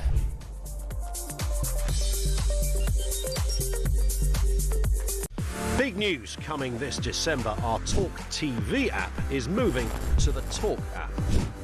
You can watch, catch up and listen to all your favourite shows and podcasts anytime, anywhere, all on the Talk app. From Monday, 1st of December, the talkTV app will no longer exist, so don't miss out. So head over to your App Store or Google Play and search Talk now. Across the UK, on DAB+, on YouTube, on the app, on your mobile. The home of common sense. This is Talk. Welcome back. Good morning. It's Tuesday, the 4th of November. We say a very, very good morning to Laura and Martin, who have us on every television in the house. You're very kind. Your support means a lot. 0344 499 1000. Text to 87222. The BBC are getting a pummelling this morning. I just want to do it again. But I'm not going to play the Donald Trump again. This is a story on the front of the Telegraph that the BBC doctored a Donald Trump speech by making him appear to encourage the Capitol riots from several Januaries ago and all that followed. This is an internal whistleblowing memo seen by the Telegraph. We've played you what Panorama played and what was said. Let's take another look at something rather different. This is brilliant. This is a TikTok video the BBC put out on how they tackle misinformation. Oh my God, have a watch. What's the most surprising thing that you have had to do to combat disinformation? So I had to geolocate a bear in Mexico eating somebody's quesadillas or tacos. Well, I have had to completely ignore tip-offs that were being sent to me in my private messages because they contained fake videos, including deepfakes of me. So it was surrounding a US government document which identified several tattoos which they said were linked to a Venezuelan international criminal gang. And we actually found one of these tattoos actually was a sleeve belonging not to a man from Venezuela, but to a man from Derbyshire. Sorry. Trust is earned. The truth is important to us. Oh, let's do it again. This is what Panorama reported that Donald Trump said, and then I'll play you what he actually said. This is all about trust, is it, BBC? You liars. Have a watch. We're going to walk down to the Capitol, and I'll be there with you, and we fight. We fight like hell. We're going to walk down to the Capitol, and we're going to cheer on our brave senators and congressmen and women. It absolutely beggars belief. Good morning to Peter. He says, talking about the Beeb doctoring the Trump speech, have you seen the advert that keeps popping up on YouTube where Clive Murray is talking about them finding truthful stories? No. Margaret in Yorkshire makes a really good point. How many other documentaries have been altered? Prince Andrew, Diana on recent conflicts and news. This is something that cannot possibly end. This is disgusting. Steve says the biased broadcasting corporation, deliberate lies to the nation. What other deliberate lies are they telling us? I'll never watch their news ever again. I cannot believe that the guy can stay in a job. Andrew, the BBC have an agenda. I've just cancelled one direct debit. I will have no part of it. Matt from the East Midlands. The BBC isn't just lying to me, it's actually premeditated deception or orchestration, in my opinion. I think it's disgusting. I haven't and I never will ever trust them again. I mean, this is extraordinary. Tony, after this latest live from the BBC, that's me finished. I don't watch the station anywhere. I'm cancelling my direct debit. Let me say this to you, right? I'm not asking anybody to break the law. I can sit here and I can have my debate about the licence fee. I think it's an absolute travesty that the BBC doesn't have a subscription-based argument, which is in terms of the quality that they say they provide. Do you want to watch it if you do pay for it? I don't think I should be forced to pay 180 quid anyway, depending on what I think of the quality. But the lies, the political posturing and actually the truth about the BBC, their agenda, that is a frightening, frightening news story. That is supposed to be the British Broadcasting Corporation, unbiased, my backside. To the phone lines in Surrey. Debbie, a very good morning. How are you? I'm great, thanks, Jez. I hope you're well too. Can I just ask you, I know you want to talk about the police and we'll move on. What do you make of the BBC clip? I mean, that is astonishing to me. I think it's disgusting. I mean, every time you hear well, I haven't watched the BBC since I started watching Talk. They're just lies. They're anti-Semitic. Everything they say is a lie. And the trouble is there are so many people that still think the BBC are honest and truth, and they're not getting the truth, and they're believing them, and they're not listening to the true sense that people actually feel and what is actually going on. And I think that's really dangerous for the country, that there are still people that think the BBC talk a lot of sense and that they believe everything they say, and that is so frightening. It is frightening. I know you rang. We haven't got much time, but you rang to respond to the news that the police are facing huge questions this morning. The guy that's on trial, well, has been charged with 11 attempted murders. It also transpires was loose for 24 hours before, and allegedly, the police are admitting this morning, waved his blade in a barber's, attacked a kid. The question is, where were the police? Why are we now seemingly living in a society where the police don't appear and people seem to be running amok? What's your response? Well, I think it's bad. I mean, I'm sadly a few years older than you, and I grew up going off to, as they were in those days, called discos. I used to go to Richmond to Brolly's and Cheeky Pete's, long gone. And on a regular basis, every time you went in, they looked at your bags. Nobody objected. In fact, you just felt safer because you felt people were looking. Sometimes when you went on the train, they checked your bag. When you went into museums, they looked at your bag. It was just routine, and nobody minded because we all felt we were being kept safe. Couldn't agree more. Listen, I've got to move, but I really, really appreciate your call. Sorry to cut, but loads to do. Debbie and Surrey, appreciate it. Keep them coming. 0344 499 1000. We're going to say good morning now to the Police and Crime Advisor to Reform UK. Colin Sutton. A very good morning, Colin. How are you? Very well, thanks, Jeremy. Good to have you on. Just briefly, your response, please, from a reform point of view, also personally from your experience. I mean, the police... I mean, we can sit here and we can talk about successive governments, starting with that woman, Theresa May, cut numbers. We can talk about how policemen and women on the streets provide intel. But I don't know, the very fabric of our society seems to be disintegrating in front of our eyes. Where the hell were the police if this criminal was allegedly allowed to run amok and there were 3 sightings of him with his knife in 24 hours, Colin? Yeah, it's...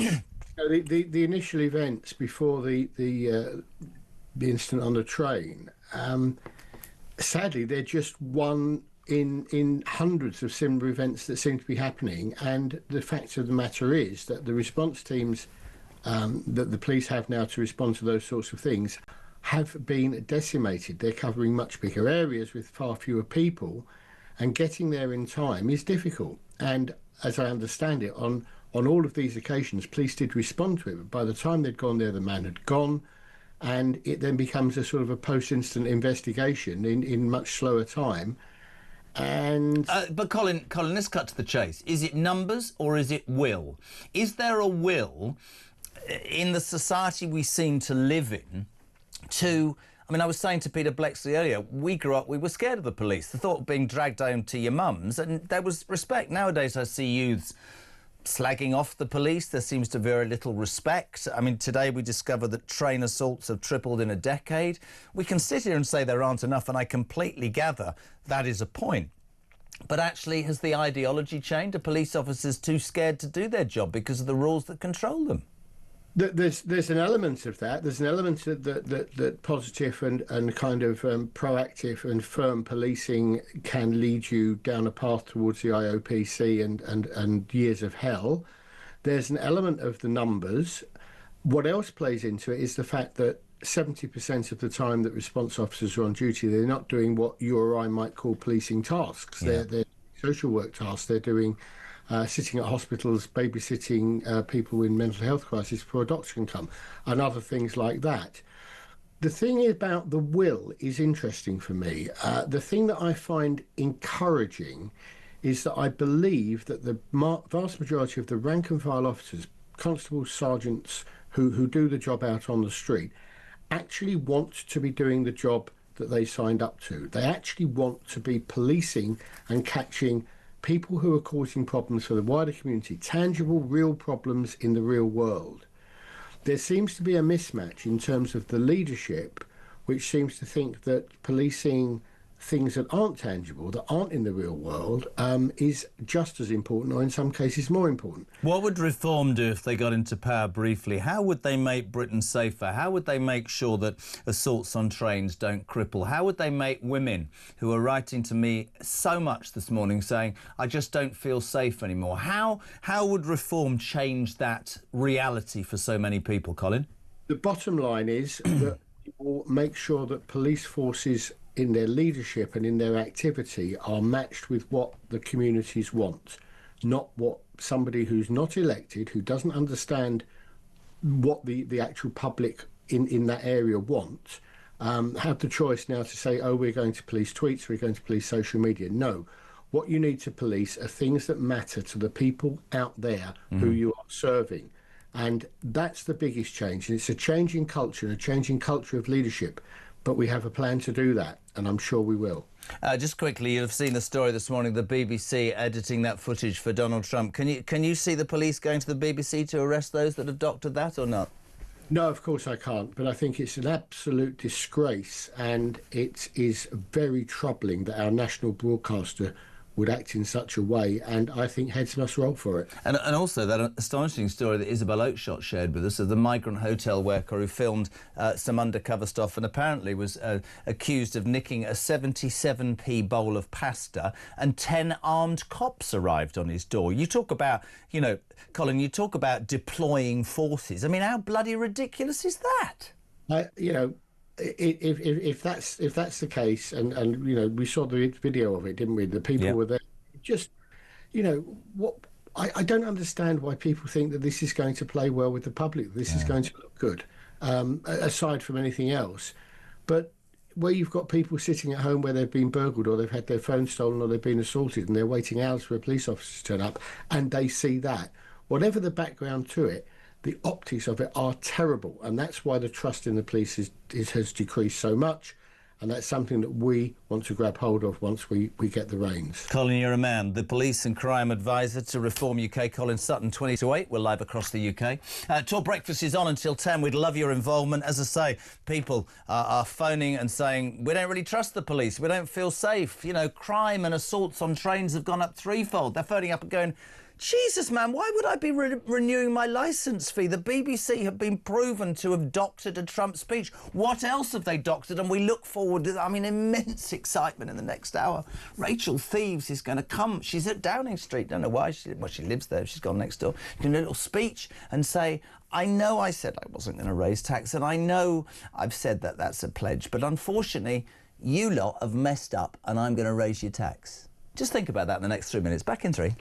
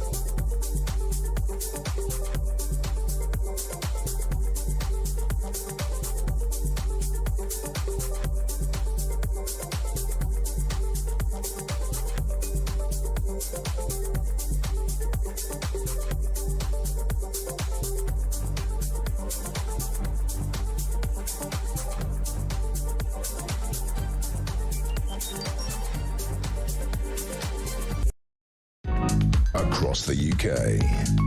On DAB+, on YouTube, on the app, on your mobile.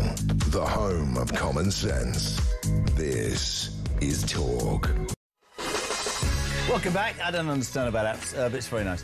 17 minutes to 8, breakfast on Talk Morning Glory. JK here. Loads of people on about the BBC. That's shocking doctored footage. Nicola in Norfolk says, this information advert you just played is on regularly on the BBC. What a bleeding joke that is. Tina says, last Friday, Jez, I spent £174.50 to review my TV licence. In respect of what I've heard on the show this morning about them doctoring Trump's speech, I wish I'd not wasted my money. I will not be renewing it next year. Voice note, Paula on the BBC. Good morning. Morning, Jezza. Great show, as always. I love listening to you in the morning. I don't pay my TV licence. I haven't paid it since 2020, not since we were in lockdown, when all the shows were repeats, everything was old. Why would I pay that? I was barely watching television. I was up to so many other things, doing videos and stuff like that. I pay for Netflix, I pay for Sky, I pay for Prime, I pay for Paramount, I pay for Disney. So God knows how much I'm paying per month just to watch TV that I want. I will not pay for a TV licence when I do not watch anything on their TV, on their channels. If I do want to watch EastEnders, I go to my friends or I go to my mum's. And that is the only thing I watch on the BBC. As I said, great show, Jez. Lovely, I just keep thinking about the videos she made during COVID. 7:45. Let's go to Hastings. I once went to hospital in Hastings because my appendix burst. This is an absolutely true story. I was at university and I was heading down to Hastings on a bus from Waterloo with my then girlfriend for a weekend at a nan's cottage and got taken off at Battle and spent 10 weeks in hospital because my appendix burst. Why did I share that with you? I've no idea. Jeff's in Hastings. Good morning, sir. You want to talk about the police? Oh, hello, Jeremy. Yeah, it's the whole situation with the country at the moment, and the people who are actually British. You've got to keep fighting for what you want. Don't give up, because the government are waiting for everyone just to slow down and calm down. It's a patience game. Secondly, Jeremy, I was born in the 50s. I'm 70 now, and I remember, what we call refugees or immigrants, whatever you like to call them. And I've actually watched from a very young age how it's got worse. It didn't just start a couple of years ago. This started in the 60s. And I'm up the park one morning and I'm taking pictures of the morning sun, and there was a half-caste girl there who called me racist. And why am I taking pictures of her? The whole country has gone mad, and people have got to be aware that the enemy is in this country. Listen, everybody has a theory. I'll tell you how I see it. There is obviously a huge debate on illegal migration.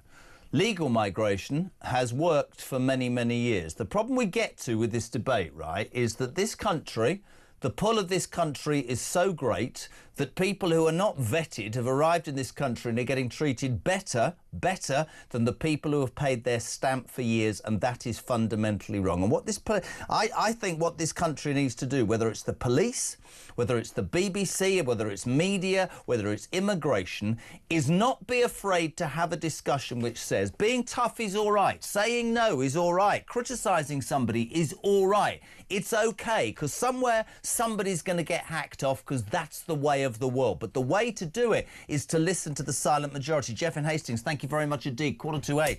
God, we're busy this morning. What's he become a regular feature today for day 2? He's also the royal correspondent. Rupert Bell, good morning. Good morning. I'm just having to pinch myself that you wanted me 2 mornings in a row, but I do appreciate it, Jeremy. Well, I think there's nobody else around, and frankly, you've got the same shirt on as yesterday and the same appalling light. We're doing the same. No, I'm joking. It's very good. How are you? Very good, thank you. Donald Trump. I've been playing a clip this morning. It won't bother you, but how the BBC doctored his panorama speech, which is appalling. He was quite vocal on Air Force One yesterday on Prince Andrew and the royal family. Let's have a listen. I feel very badly. I mean, it's a terrible thing that's happened to the family. That's been a tragic situation, and it's too bad. I mean, I feel badly for the family. This, of course, is all about Andrew Mountbatten Windsor, who yesterday might have been going to Abu Dhabi, today might be going to Sandringham. I made the point to you yesterday. everybody's piled on. I don't like him. I think he deserves everything coming. But there's an interview with the man who's also been told that he has links with Epstein, and it's all on Andrew.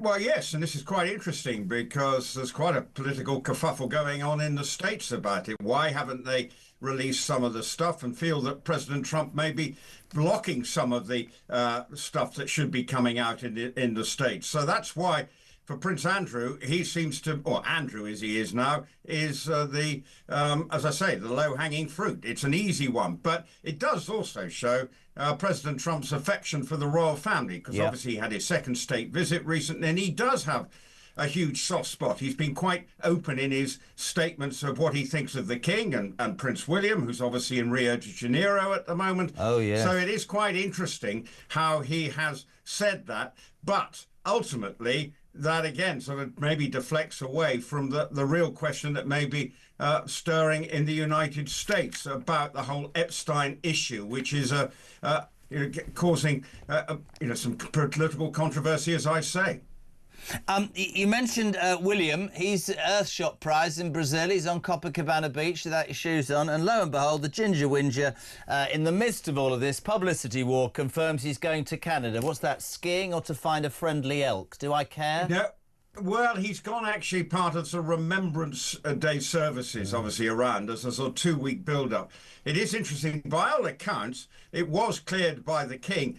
And it is actually quite interesting because what else is he doing at the moment? And this feels like another sort of quasi-royal visit, going to various military organisations within Canada, also supporting the Halo Trust, which was his mother's very significant charity that she launched back in the day. And so he is doing things that actually sort of show what he used to be good at. And we know he has a big soft spot for the military, but as you're quite right, this again does play off the William and Harry sort of PR game. But it also shows, whatever you think, that we do miss him doing this kind of thing. And he was good at it. And that is the problem. And you just wonder whether there is things going on that it sort of gives an olive branch that maybe there could be long-term down the line that he could see a way back. But it's a long way down the line. But I may have just said something that it's got you going there, Jeremy. But, I think if Andrew hadn't been given the boot, William would have done that. And I think that William, when he becomes king, which sadly might be sooner rather than later, I don't think the Ginger Winger's got a look in. However, you talk about what you're good at. Meghan Markle has discovered what she's good at. She has been massively mocked for her latest Christmas recipe. Ladies and gentlemen, I jest you not, it's bloody boiled water. Have a watch. Okay, so for holidays, I love having a really cozy, warm beverage that everyone can enjoy. And you could do teas, but you could also do a hot toddy or a spiced cider. I like to make a big pot for everyone. It's so easy. All you do, boil some water, enough for 8 servings, 10 servings. Once it's at a boil, turn it down, take the entire contents, and let it steep in the pot. Now, what happens when you do this? When people come into your house, they go, "It smells so good. What is that?" And you go, "Oh my gosh, let me offer you a drink." And then I would just add a couple details here to just embolden the flavor a bit. Honey adds a really special note. Cinnamon stick is so nice in there as well. You smell the cinnamon, you smell that lemongrass. You could also add a spirit of choice to make it a little bit more grown up, but just on its own, it's the most soothing, especially in cold weather. Honestly, it smells so good. Yeah. So you walk into my house the morning after, it's an Indian curry and the kid's nappy that's been changed. I honestly, really? Really. I mean, it's so mind-numbing. I mean, that is the lowest of the low, because what do lots of people do? I'll tell you what I go out and do is I boil a kettle. I just go and pluck some mint leaves off my bush of mint and put it in and steep it. That seems to me. But I mean, I just thinking on the bigger context. She used to be the Duchess of whatever. She's married to. Yeah. It's this inane waste of time that she thinks that anybody gives a damn about what she does to boiling water. I don't know how she's given the chance to keep doing this, Belly. Honestly. Well, no, because she's trying to flog her as ever brand. It was her as ever honey. It's proper as ever cinnamon. Why doesn't she as ever just do one?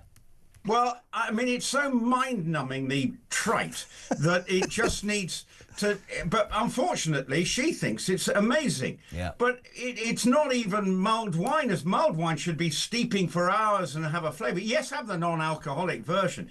But, I mean, I was talking on a programme I did about the fact that someone told me she just leaves mugs out the night before in preparation for people to come round to the house. I mean, what a load of baloney that is. Anyway, you've got me going. Megan, I'm fired up for the rest of the day because that is twaddle of the highest order. And if people are I'm sorry, but people are falling for that, giving it an extra twist with a bit of honey. Give me a sick bag. We love you, Belly. This is Talk Breakfast, 6 minutes to 8. Brilliant.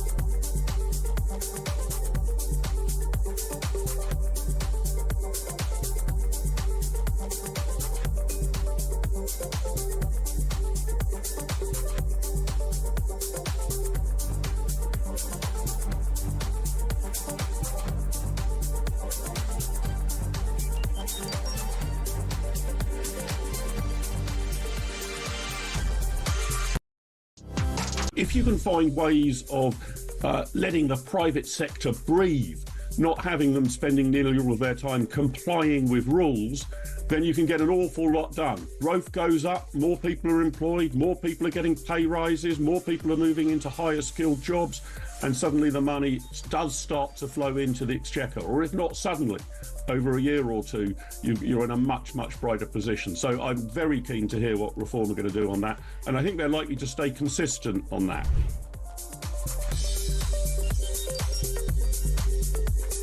Big news coming this December. Our talkTV app is moving to the Talk app. You can watch, catch up and listen to all your favourite shows and podcasts anytime, anywhere, all on the Talk app. From Monday, 1st of December, the talkTV app will no longer exist. Across the UK, on DAB+, on YouTube, on the app, on your mobile, the home of common sense. This is Talk. Welcome back. What is it? 3 minutes to 8 o'clock. Loads this morning, loads of response. We're talking how the police are facing huge questions on the back of the gentleman who is already charged with attacking 11 people on that train. He's been running amok, allegedly 24 hours before. Where were the police? What was happening? This is the day that we announced that assaults on trains have tripled in the last 10 years. Do you feel safe? We've talked about the BBC, how they doctored a Trump speech. All of you going, why would I pay my licence fee? Sean on the BBC, good morning. Morning, Jeremy. Sean from Grimsby here. This BBC story does not surprise me whatsoever, and it shouldn't surprise anybody else either. This is the same BBC who tells us that women can have a penis, who told their kids that there's over 100 genders, who used a terrorist kid in a documentary, told us that Israel blows up hospitals when they didn't, and it also covers up sex offenders, various perverts and paedophiles, and did nothing about it apart from paying more money. So the BBC's rotten to the core. Who actually watches it anymore? Apart from a couple of old people, hardly anybody. It's done, mate. Great show. I got to be honest, the BBC... Actually, do you know what? I'm going to do the Trump thing. Just to head to the reason that the BBC are quite rightly under pressure is this is what was played on Panorama about Trump's speech. This is the truth. Do it really quickly. We're going to walk down to the Capitol, and I'll be there with you, and we fight. We fight like hell. We're going to walk down to the Capitol, and we're going to cheer on our brave senators and congressmen and women. Now, by anybody's standards, that is an outrage. That is the British Broadcasting Company, our state broadcaster. What do you make of that? 0344 499 1000. You can call, you can send a voice note. We also want your text on 87222. Start your message with the word talk. Tuesday morning, the 4th of November, and the news at 8 is next on Morning Glory.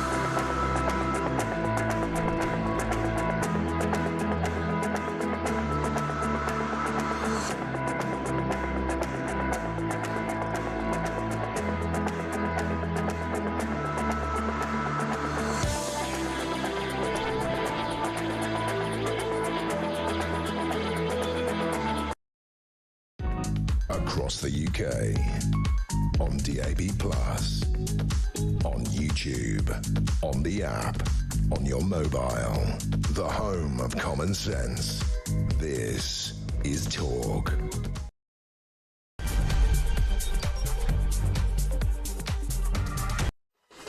A very good morning to you. It is Tuesday, the 4th of November. You were Morning Glory on Talk, the home of free speech and common sense. And if you're just tuning in or waking up or whatever you're doing, three main news stories today. Frighteningly, the guy that is in custody faced with 11 charges of murder, the guy who committed that heinous spree on Sunday, is allegedly this morning, allegedly also suspected of 24 hours of mayhem before that.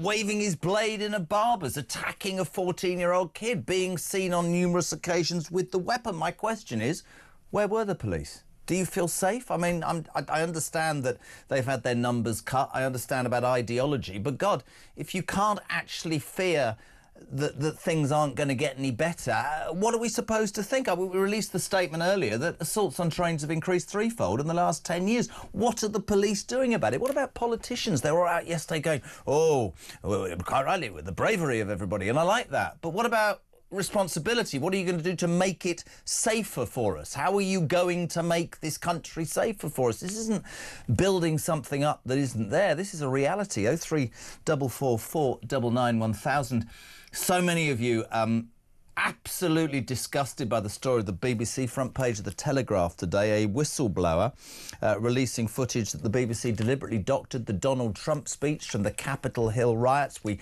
played it just before the break. No doubt we'll play it again. What was said on Panorama, massively different to what was actually said by Donald Trump. It's not about him. It's about the BBC, a company that is supposed to be unbiased, is supposed to be our state broadcaster, that yesterday wanted what? 180 quid a rise on your licence fee? What do you make of that? Very quickly, Pete says, I'm 74. I've definitely become poorer over the years, Jez, so it's even more important for me not to waste money on things I don't need, like the Beeb. I haven't watched BBC News for the last 4 years, or ITV. BBC should have to survive in the commercial world. The truth is, I'm not sure they would, says Pete. The other most amazing news story this morning, and I want everybody to just take a couple of seconds because I think it's respectful, is our Chancellor, Rachel Thieves, Richard III, if you have a look at her, is strangely and weirdly about to start a press conference in Downing Street 3 weeks before the budget. Now, in the manifesto, she said, I won't raise tax. I think she might do. And she said, I think she's going to say it's not my fault, it's your fault. This is just a little sample of how many times she's told us she's not going to raise tax. This is a once-in-a-parliament budget. I'm not coming back with more borrowing or more taxes. But we don't need to come back for more. We're not going to have to come back and ever do a budget like this again. So never again will I have to do a budget like I did in October. There is no need to come back with another budget like this. We'll never need to do that again. 5 minutes later. There are tax rises coming down the track. Yeah, but Unbelievable. 03444 499 We say a very good morning to the comment editor for The Sun, David Wooding. Welcome to Morning Glory, sir. How are you? Good morning, Jeremy. Can we start with this extraordinary news about Rachel Thieves? I mean, it can only be seen this morning as her laying the ground for yet another Labour tax grab, which, if you're my age, is always what the Labour Party do. They don't live within their means. They tax anybody who's successful or has a few quid, and they end up bankrupting the country, don't they, David? Absolutely. And this is almost unprecedented. I can't remember when a Chancellor has made a speech, a keynote speech, summoned everybody to Downing Street only 3 weeks before a budget. It's clear that taxes are going to go through the roof. And, you know, your little excellent little clip there of all the things she said in the past. I remember during the general election, and don't forget, that's only 16 months ago, she was saying, I didn't come into politics to raise taxes on working people. Yeah. And these words are all coming back to haunt her now, because we are all going to get clobbered in 3 weeks' time. There's no doubt about that. And it's really interesting. We talk about manifesto pledges, and we were saying earlier to Isabel Oakeshott, and she was making the point, you know, they said they weren't. Yeah, they also looked the waspy women in the eyes and said, your pension will be fine. Starmer spoke to the farmers and said, we won't grab your land for ridiculous net zero policies. We're going to respect farmers. They told veterans they would be looked after giving their all. They said to pensioners, we will protect you. I'm not just taking aim at the Labour Party, because I don't think they'd be in power if the Tories hadn't messed up as massively as they did. But it's hard to believe politicians sometimes, isn't it? Well, probably most of the time, to be honest. Well, absolutely. I mean, and there's three ways she can move here. One is stealth, the other is wealth, and the other is breaking your election promises. And that seems the most reasonable option of all. I mean, wealth taxes, we know they will drive away the wealth creators in Britain. Stealth taxes, we don't fall for them anymore. You know, not putting up the thresholds and tinkering about here and there, and it won't raise the sort of money she's looking for, about 30 billion quid. So she's just going to have to bite the bullet and stick taxes up, possibly by 2p. But you see, I don't understand the ideology, but then I'm old-fashioned, right? My old girl taught me about what you have and what you spend. So if you come to power as they did, saying there's a black hole, surely you would cut your cloth to get rid of that black hole. But, oh, no, sorry, within a week they gave the doctors and their union mates pay rises, which was another 11 billion quid. And then, oh, that's the other thing, yes, of course, then they gave away the Chagos Islands and 16 billion quid, which means the Mauritian people pay no income tax for 12 months, whilst their own people are struggling. It's just, to me, fiscally, it's just total incompetence, but also priorities are wrong, David. What does that say to British people who are struggling? And people will say to me, but we're not.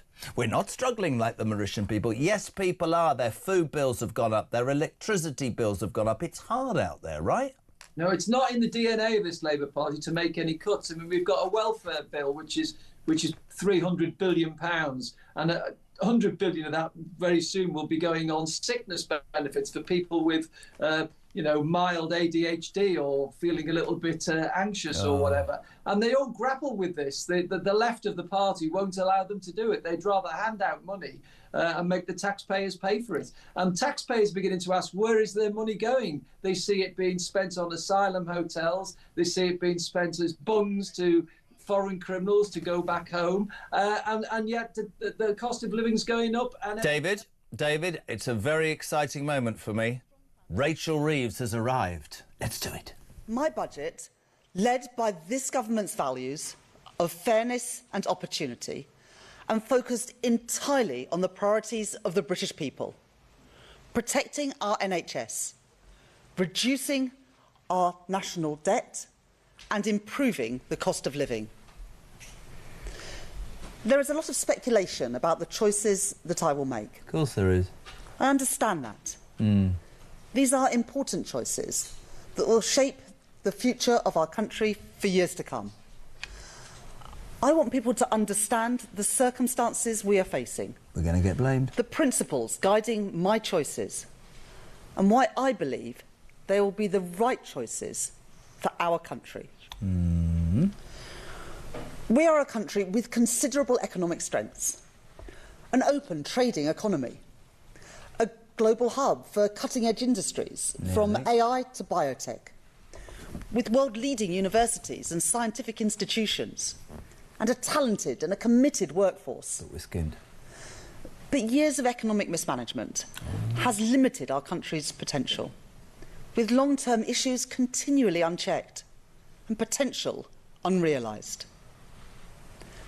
At the budget last year, I fixed the foundations, dealing with the aftermath of Liz Truss's disastrous mini-budget and the £22 billion black hole in the public finances left by the previous government. Back there again, then. I put our public finances back on a firm footing, provided an urgent cash injection into our faltering public services, and began rebuilding our economy. Gave your mates a pay rise. But since that budget, the world has thrown even more challenges our way. The continual threat of tariffs has dragged on global confidence, deterring business investment and dampening growth. Trump's fault. Inflation has been too slow to come down, as supply chains continue to be volatile. Market's fault. Meaning the costs of everyday essentials remain too high. And the cost of government borrowing has increased around the world, a shift that Britain, with our high levels of debt left by the previous government, has been particularly exposed to. And in an uncertain world, we also face pressure to increase our defence spending.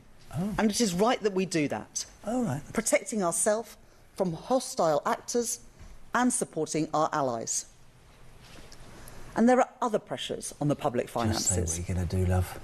The Prime Minister, the Secretary of Work and Pensions, and this whole government are committed to reforming our welfare state so that it is not a system that counts the costs of failure, but one that invests in success and protects those who need it most.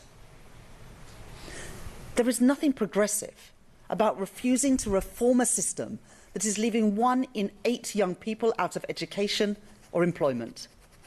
So we have begun the job of creating a system that protects people who cannot work and empowers those who can. You're going to mention breakfast clubs, any money?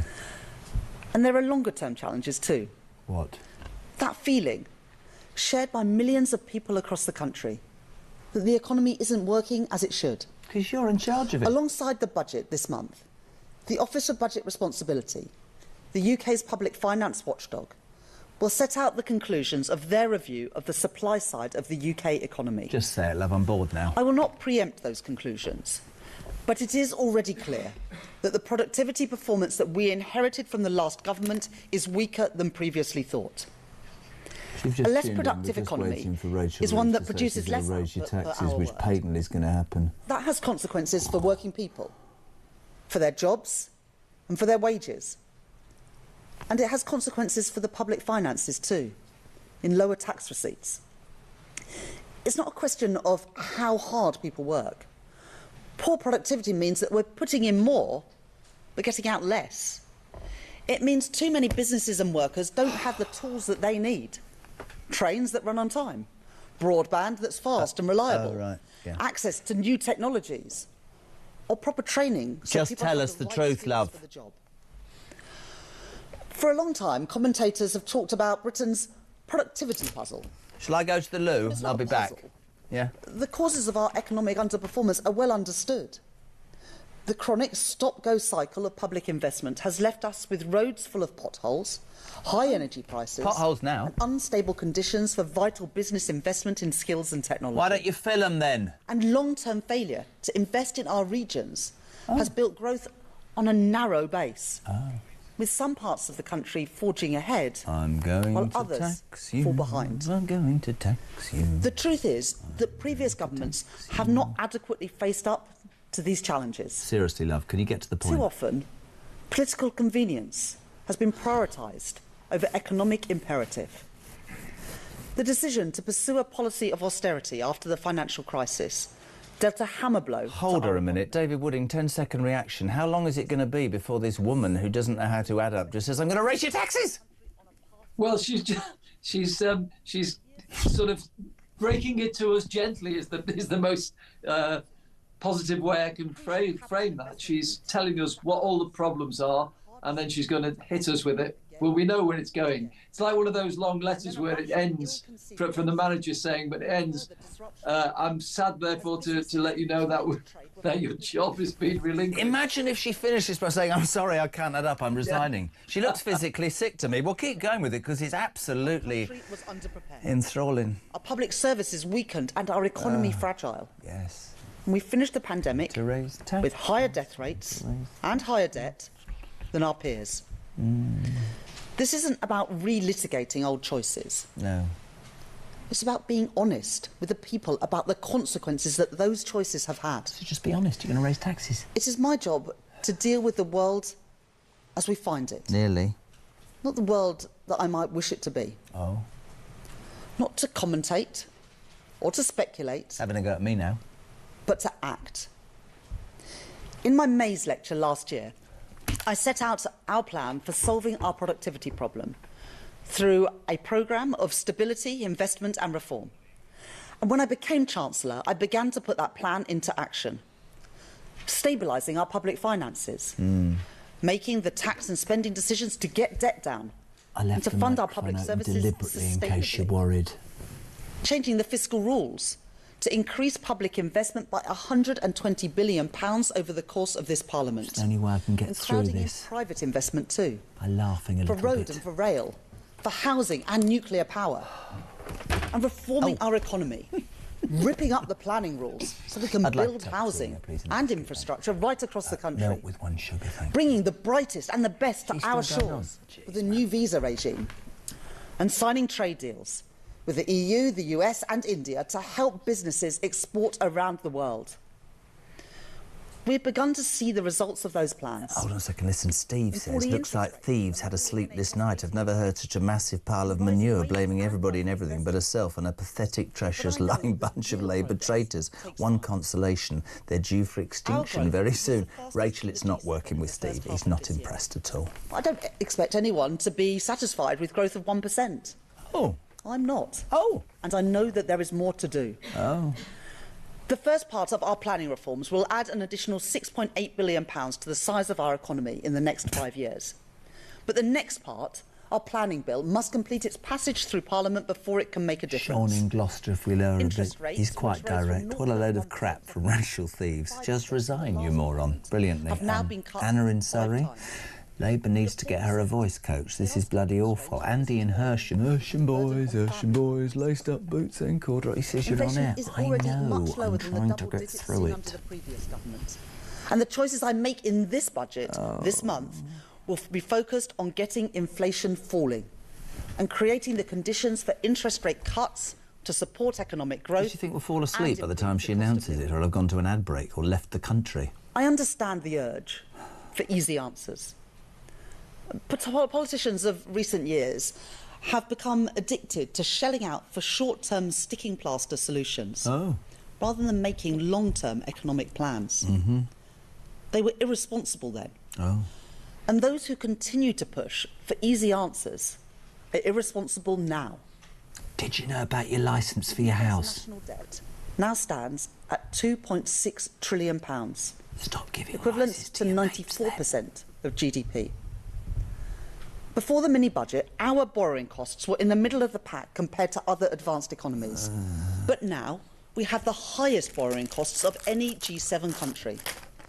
Today, 1 in every £10 of taxpayers' money is spent on debt interest. Not paying that debt down, but just paying the interest to our creditors. At the budget last year, I changed the fiscal rules to strike a careful balance. To invest more in capital alongside a credible plan to grow our economy and bring debt down within this Parliament. That was the right decision to break the cycle of low productivity and low growth. But that additional investment can only be delivered because markets know my commitment to the fiscal rules is ironclad. Ironclad. Yeah. Some people say that we should just sidestep those rules. That we can borrow more without consequence by simply reclassifying areas like defence or education. But no accounting trick can change the basic fact that government debt is sold on financial markets. I reckon we could go to an ad break because we've got to see Yusuf and come back and she'll still be droning on. I'm done. Can I get a cup of tea, seriously, and a headache? A headache tablet. What in the name of the Lord? Pete says, fairness and opportunity. It's Richard III taking the mickey. They're gone, mate. It will cause outrage. Jeff even, good morning.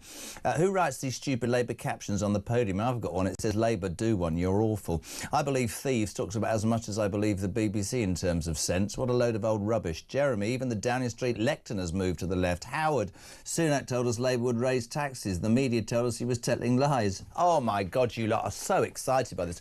Try a little challenge, right? 8:21, go to an ad break, bet you any money we come back and she still hasn't told us the truth, which is, it's your fault I'm having to raise taxes. It's not because I can't add up. Back in 3.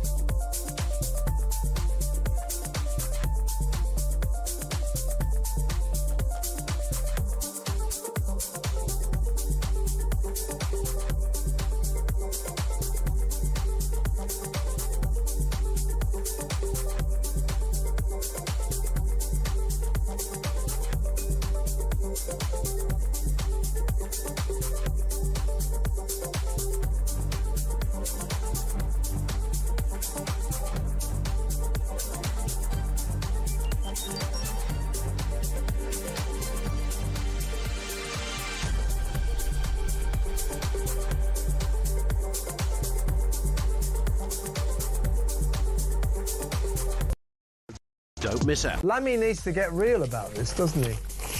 Well, he also needs to listen to the shadow Conservative Minister the Tory Robert Jenrick on this, because he has done a lot of very good work about the bad stuff that's going on in our prisons. Of course, we've always known that awful things happen behind bars, but there are far too many phones, far too many drugs and many other evils going on there, and this government needs to grip it.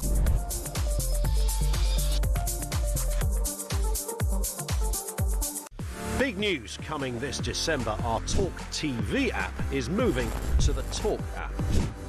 You can watch, catch up and listen to all your favourite shows and podcasts anytime, anywhere, all on the Talk app. From Monday, 1st of December, the talkTV app will no longer exist. Across the UK, on DAB+, on YouTube, on the app, on your mobile, the home of common sense. This is Talk.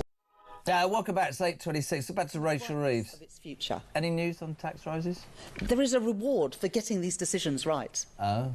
To build more resilient public finances. During the breakfast with the headroom to withstand global turbulence. Budget reform and the Tories.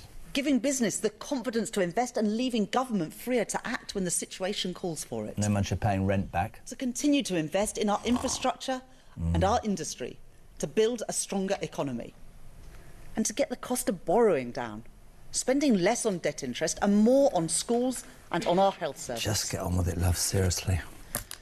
The Office of Budget Responsibility will make their forecasts at the end of this month. Ian in Somerset thinks she's an Android replacement. Let's be clear about what forecasts are. They're not visions of the future. Oh, God. They're a look in the rearview mirror. Oh, right. The OBR rightly make their predictions based on the data that has gone before.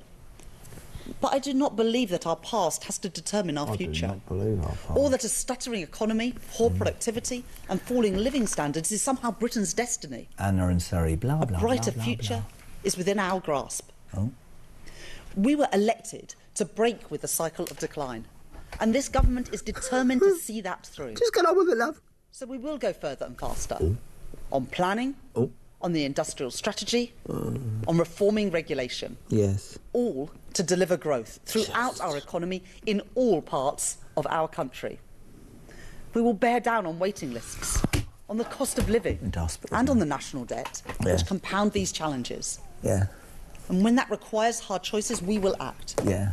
Guided by the interests of working people. We were elected on a commitment what a load to of put crap country she's before talking. party. The national interest before political calculation. Rachel Reeves, not the mother-in-law. And whatever challenges come our way, whatever challenges come my way, we will not be swayed from that. At the budget this year, I will continue to build the strong foundations to secure Britain's future. Can you tell Zia we'll be with him in 2 days? Britain, a more prosperous Britain, a Britain with an economy that works for everyone. Get on with it, seriously. Thank you very much. What? I'll now take... What? Sorry. Stop, sorry, put me on the screen. What? I've just sat through that diatribe of complete and utter tripe for 26 minutes. I will not get that time back in my life, and she hasn't said that she's going to raise Christian, help me out. What? Yeah. Really? Right. OK. Jezza, I bet Rachel will tell her she's putting tax up 12p, then come to the budget, she'll only put it up by 2p, then claim to have taken 10p off. Bet the voters will fall for it. Haley and Surrey. Jeremy, I love it when you talk over these politicians' waffle. The one with Trump and Starmer was the best and funniest thing ever. Watch this Rachel rubbish. You're the only person who's telling the truth. Enjoy the bickies, says Haley and Surrey.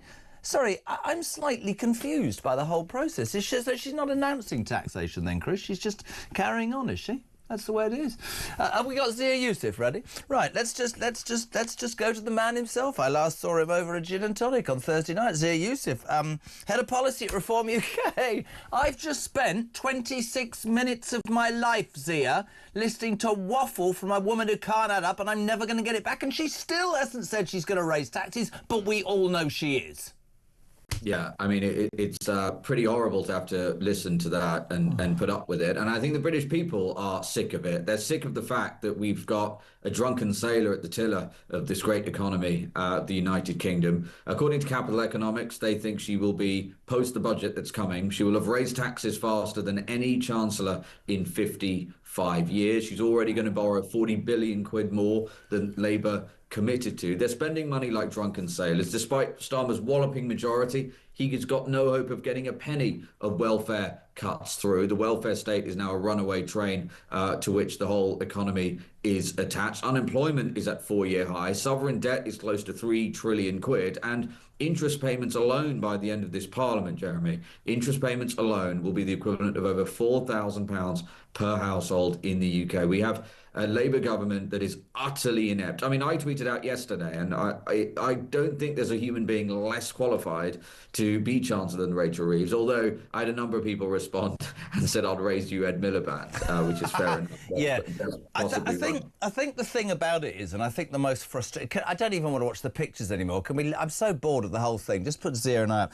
See, the thing about it is, and I'll get on to Nigel and what he said yesterday, is the frustrating thing, I think, for so many people is that this party simply came to power with that Ming Vase policy of saying nothing, so incompetent were the Tories and so little were the British people believing almost anything that the Tories were saying, that these people were voted in. They talked about the first 100 days. It has been catastrophe I can't even say the word, but financially. I mean, last month she borrowed £20 billion, half of which, more than half of which was, as we know, used to pay interest on debts. We are mired in this debt. And I said it earlier, I'd love your take on this, really. I was brought up by a mother who, still on her last legs, had a book, and it was what you had in and what you spent and what balance you had. That's the way she lived her life. They didn't have a credit card. All of those things were alien. But this woman, to me, and we joke about she can't add up. If you arrive and there's a black hole, you know this from running a business. You make cuts until that black hole's gone. You don't give your union paymasters a rise. You don't give the Mauritian people tax-free money when your own people are struggling. And you look at that speech and you go, look, I could give you the benefit of the doubt, but you look completely out of your depth. Nobody believes the words you say. And Nigel yesterday said that Britain is heading for economic collapse and can see Starmer and that government falling in 2027. And when you watch that, I mean, absolutely, right? Yeah, I mean, it's utter incompetence, it's betrayal. Because, I mean, look, you talked about Chagos. Yeah, that's once again infinite money seemingly available. You know, they just pulled it from a magic money tree, right? Yeah. Billions and billions of pounds in order to cede sovereign territory and then to pay to lease it back. Then you've got things like welfare payments. You know, one of the policies we've already announced is that UK welfare will only be available to UK citizens. I know that sounds crazy, but that's what the policy would be. It makes total sense. It's what most serious countries in the world do. That will save over 10 billion every single year. But I'd also add this, though. No matter who the Chancellor is for Labour, no cuts are going to be possible because of the parliamentary party. And people actually forget, yes, Labour won that landslide in terms of seats, but Keir Starmer actually won fewer votes than Jeremy Corbyn did both times Jeremy Corbyn ran. And we remember Corbyn was not exactly hugely popular. So you're right, the only reason she is Chancellor is because the Tories, basically the country had had enough of the lies and the treachery and the betrayal of the Tories. Now Reform is offering a real alternative. Look, what we're saying is we're going to bring competence back to government. Nigel's cabinet will be serious people who've accomplished excellent things, accomplished greatness in the real world, in their domains of expertise. And we'll have a parliamentary party, because hopefully we're going to go from 5 MPs to 350 to 400 MPs. That's the goal. That's never happened before. What that allows, Jeremy, is a whole parliamentary party, fresh and willing to vote for things that they believe in. They won't need to be told what they believe by the whip, because they will have stood to be a candidate and would have been selected on the basis that they believe all the things that we are talking about. So right now, this is a very difficult time for British people. Cost of living is insane. Cost of living, you know, rents now in this country, if you rent a place, you're now spending 36% of your take-home pay on rent. In London, that's over 40%. But you talk food. I mean, everybody listening to this will say that when they go to the supermarket, it's 3 times. I was talking to my wife the other day, talking about electricity, all those sorts of things. I just want to... listen, I voted Reform. I was very honest. I try and be as balanced as I can, and I will be. One of the things that people say to me, and we've worked together loads, one of the things that people say to me a lot, which I think Nigel tackled head on yesterday, and a friend of mine who was a cynic about Reform rang me up last night and said, your man did good last night. He abandoned yesterday his unrealistic tax cut bans. This is reported in the Telegraph. Nigel yesterday gave a very balanced view of the reality. Now, the thing about politics is, and we look at it this morning with Labour, who are being accused of lying in their manifesto repeatedly, you'll say things, right? Things will change and your approach has to change, or you say nothing and you get criticised, or you say nothing and people say we need meat on the bone. This is an ever-changing situation, and the biggest critics of Reform will say these people haven't got any governmental experience. My answer to that, I'd love yours, is, well, if you look where we are and you look at what we've been through, I think a majority of people in this country will go, even if they're a bunch of incompetent businessmen, they've made millions, they probably aren't, who completely mess this up, they won't. Do you know what? I'd like to give them a chance, because where we are right now is... It's awful, and I think that is probably the Reform reason. And listen, you can talk about policies, and I think that's great, but the biggest pull for all the people I speak to is the sheer incompetence, the lack of trust, the lack of belief in politicians in general. And you said something. I always thought that Trump, in his first tenure, he had... people were sacked left, right and centre. He's obviously put thought into this cabinet. Professional people, it seems, more professional people who seem to have lasted longer and are getting the job done. And that would be, for me, a blueprint for going forward for Reform as well.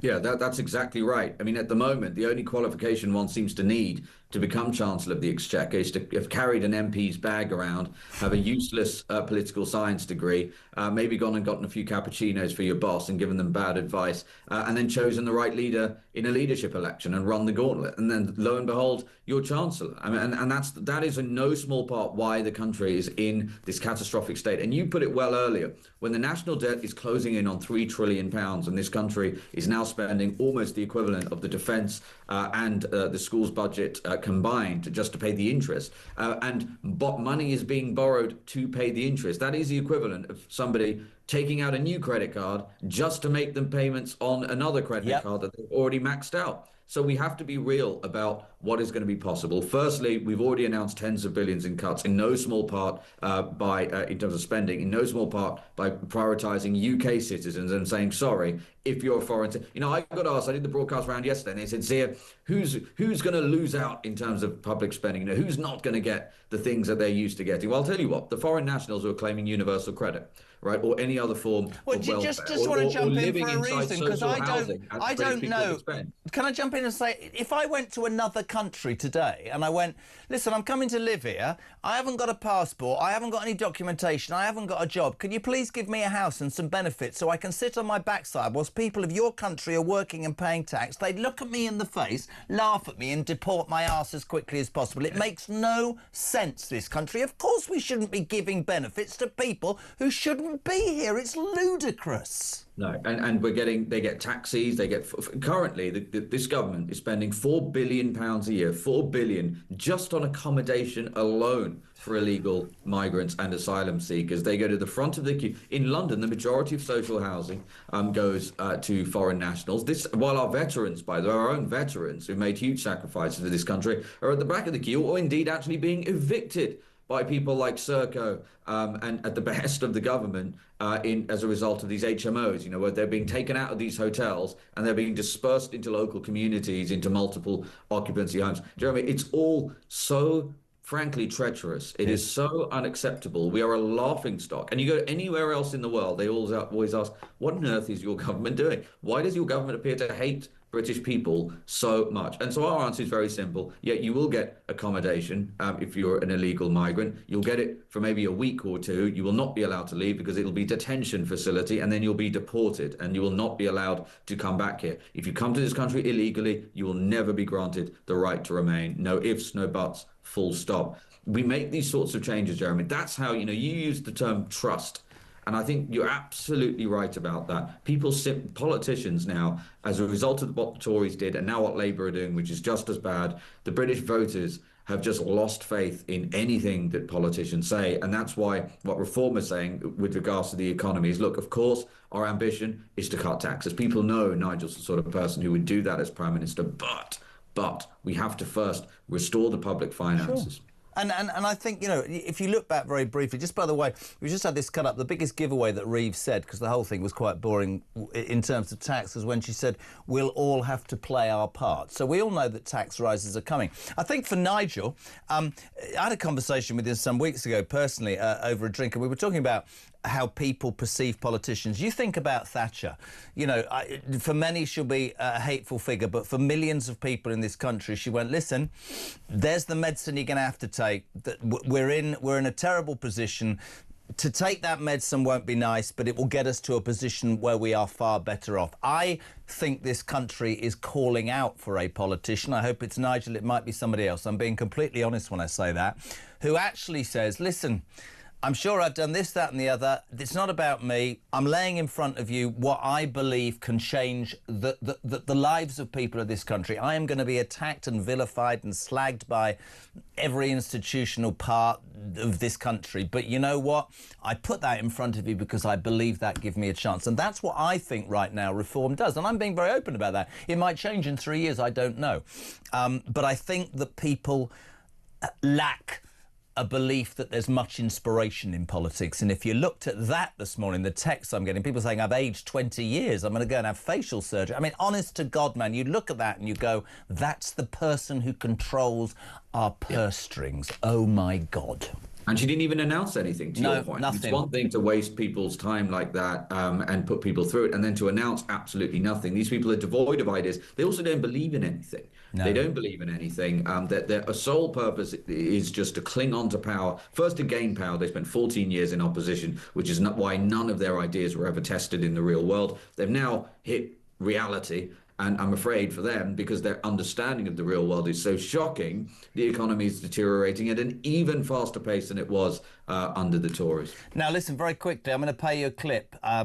This is a clip, a big story in the Telegraph today. It's a bit off. You'll like this, though. The BBC doctored a Donald Trump speech by making him appear to encourage the Capitol Hill riots. I'm going to play you here 10 seconds of what the Panorama programme played on the BBC, and then I'm going to play you 10 seconds of what Donald Trump actually said. Watch this, people. This is shocking. This is the BBC, for God's sake.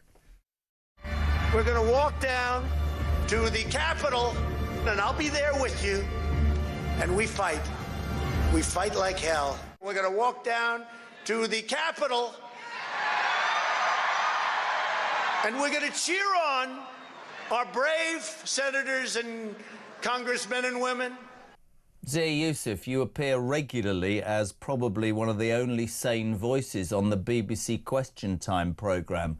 Aren't you going to be questioning yourself on the round, being on a station that can literally doctor the truth? That worries me immensely, that today. Truthfully, that worries me. It's absolutely shocking. It is absolutely shocking. And I don't say this with any joy, because I grew up loving shows like The Office. And, you know, the BBC does have, you travel around the world, it does have this incredible reputation built over decades that is now, sadly, being torched by things like this. And here's the crazy thing. You know, you look at that clip. You know, obviously, if any station, even if Talk, you know, you're trying to take a speech and you're going to edit it, of course, you're going to edit it a bit. Do you know how many minutes elapsed between the first part of what he said and the second part, you know, the fight like hell versus the first part? 52 minutes. Yeah. He used the words fight like hell. 50. That's barely even the same speech. You're basically taking two things that some person said at some point in their lives our and state splicing them together. broadcasters here, our unbiased state broadcaster, rubbish. And all to fit a narrative, right? Because they despise President Trump. And again, whether you love Trump or you're indifferent or you despise him, the reality is we should demand far better from a broadcaster, by the way, that people are compelled to pay for. It would be one thing for a broadcaster to do that with you know, as a completely private enterprise, to do that and persecute people who basically conscientiously object and say, I don't want to pay for the BBC, is quite another. They have such a monopoly still on too much, I think, of the public space. And I'm shocked that they haven't actually apologised. Just very quickly, I asked this just as personal interest. What will Reform do if it gets elected? I think the BBC... I don't believe... I mean, yesterday they were talking about increasing the licence fee from $174.50 to $180. I think it's morally wrong. I think we live in a world whereby people choose what they want to see and watch and they pay subscription. I don't believe the model works. I think it needs defunding. I think it's a disgrace. Yeah, look, I think that definitely does need to be looked at. I think forcing people to pay, and especially given the way the BBC has behaved, and by the way, this is just one example because a dossier was published by a whistleblower, right? I'm sure there's going to be many, many more examples. I think we need to look at a new mechanism. Look, my hope is that there can be a reboot. Maybe I'm just being naive here because, again, I grew up watching great BBC shows and watching great BBC News presenters from decades ago. I hope that there could be a reboot in the BBC newsroom based on what I am seeing and, for example, their coverage of reform and political figures to the right, like President Trump. I'm afraid that I may well be naive in that thinking. Just watch one final question. I was watching some stuff online about Nigel talking about the ECHR the other day in the Commons and being, you know, heckled by these elected MPs who patently don't get what's going on in the country. And I watch Question Time and I watch some of these programmes and I always come away thinking the people that we speak to, the millions of people I know who are so intent on change. So many of these programmes don't ever give airtime or even acknowledgement. It must be as you go around, you and the guys and Sarah, it must be difficult when you, on the one hand, feel that the establishment is just wanting to kick you all the time, and yet, you know, there's huge numbers of people going, yeah, you're talking great sense, keep at it. Yeah, well, it's actually, rather than making it difficult, it makes it all worthwhile knowing, because we get those same messages too. We get emails, DMs, lovely letters from pensioners, people coming to the end of their lives saying, you know, for millions of people in this country, Reform isn't just another political party, Nigel, just another political leader you might put a cross next to in a voting booth. Reform is, you know, for many people, and I'm using their phrase because they use it repeatedly, their last hope.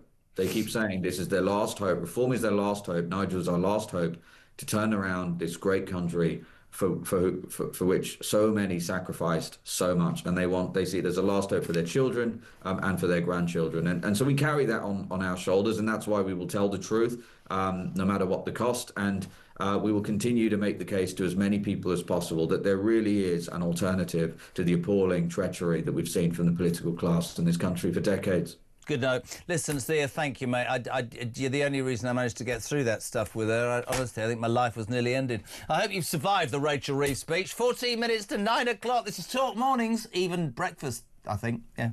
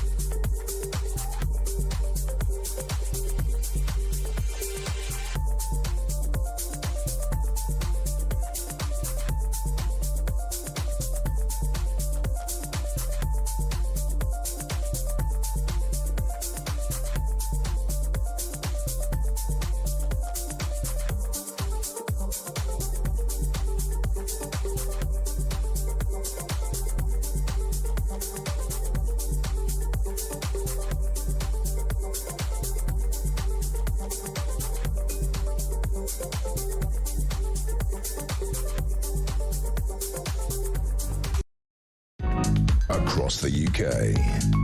On DAB+, on YouTube, on the app, on your mobile. The home of common sense. This is Talk. Welcome back, 10 to 9. Thank you for your response to Rachel Reeves' speech. Just listening to her umming and ahhing will not give the markets any confidence. She just sounds so incompetent and unconfident. What a terrible idea that was, says Andrew. Ernie, and he drove the... Never mind. Jez, basically, she told us she's ruined this country financially and is about to make it worse, and she's blaming the last government. I was financially sound under the last government, and her saying I'm making long-term plans. I wouldn't bother if I was her, because I think she's going to be out the bleeding door. Tell Rachel, says Linda, I'm looking in the rear-view mirror and all I can see is Labour talking out of their arse. There you go, she said it. Morning, Jez. Joe in Ilford. What an absolute waste of my life. This is Gaz in Yorkshire. She's actually nodded off herself and forgotten what she has to say. She looks half asleep. I don't think she actually believes what the hell she's doing. Kitty, whenever Two-Tier and Richard III lie, all the time, they talk down to us as if they're telling a children's story. 0344 499 1000. Text to 87222 10 to 9. Let's push the button, do some sport. 90 minutes in 90 seconds. From The Sun. Very good morning to Justin Allen, chief EFL writer for The Sun. Justin, a very good morning. Good morning, Jeremy. Trent Alexander-Arnold, or Terence Trent Derby, as I calling him, returning to Anfield tonight. Champions lead Real Madrid.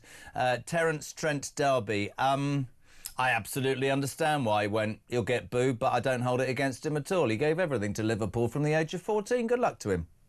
Yeah, no, absolutely. And in fact, he joined the club when he was 6, so even younger. He was there for 21 years. I mean, 354 games. He won 2 Premier League titles. He won the Champions League. I mean, you'd expect him to get a hero's welcome, but Arne Slot said in his press conference yesterday that he can't guarantee that. Maybe he might not get the most warm welcome from the fans, but certainly from him. And I find that very, very strange, because normally Liverpool legends do get a hero's welcome. So he got booed when he announced he was leaving Real Madrid in May. But yeah, you know, he's back in Liverpool. He posted on Instagram he's back home yesterday. He put some flowers on the mural of Diego Jota, of course, his ex-teammate who sadly died in that tragic accident.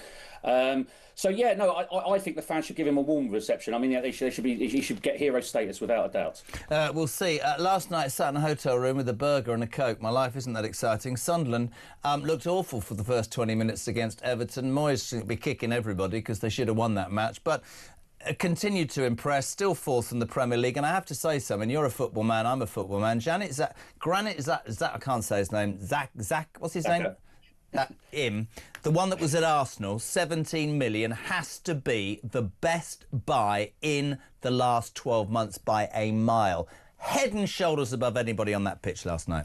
Yeah, absolutely brilliant as always. I mean, he was very good for Arsenal, and what, as you just said there, to get him for such a cheap price. And when you look at teams like your team, Jeremy, and my team, West Ham... Are you a West Ham fan? I am a West Ham fan. Boy, you're welcome. We won a game. We won a game indeed. But, you know, clubs like ours, you know, don't seem to be able to get these gems. I mean, Granit Xhaka for 17 million is... he'd have absolutely controlled the West Ham midfielder. Completely with you. Completely. Yeah, no, absolutely. And Sunderland just continue to impress. I mean, I watched a lot of Sunderland last season in Championship, and actually in a lot of games they were like that. They didn't start off so well, but they finished strongly. So obviously Regis Lebris has got this tactic where they come strong in the second half, and it seems to work. Also, just very, very quickly, Gareth Southgate believes England can unite a divided nation. I'm not talking about flags, because he did made him, by winning the World Cup next summer. Can we win the World Cup? I don't want to get involved in this, because everybody gets excited and then it doesn't happen. Quick thoughts. I don't think we're going to win the World Cup. I love him. He's a West Ham fan like me. He's a cynical sod. I don't like shooting down that balloon. But no, but he, you know, quite rightly, if England win the World Cup, of course we'll get a surge of feel-good factor around the country. It always does that. I love World Cups. I love major tournaments. It does bring the people together. It does excite everyone. And, you know, we've got a very talented squad. And, you know, if we do win it, it gives a lot of people hope. Justin, I can't thank you enough. You're always welcome. There's only two of us, West Ham fans. Justin Allen, chief EFL writer of The Sun. This is Morning Glory.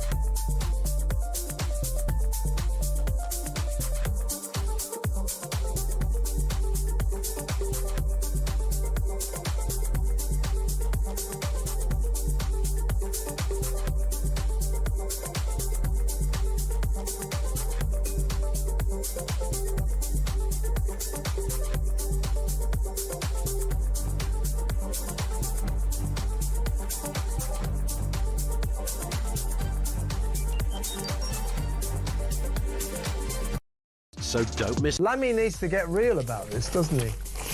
Well, he also needs to listen to the shadow Conservative Minister the Tory Robert Jenrick on this, because he has done a lot of very good work about the bad stuff that's going on in our prisons. Of course, we've always known that awful things happen behind bars, but there are far too many phones, far too many drugs and many other evils going on there, and this government needs to grip it.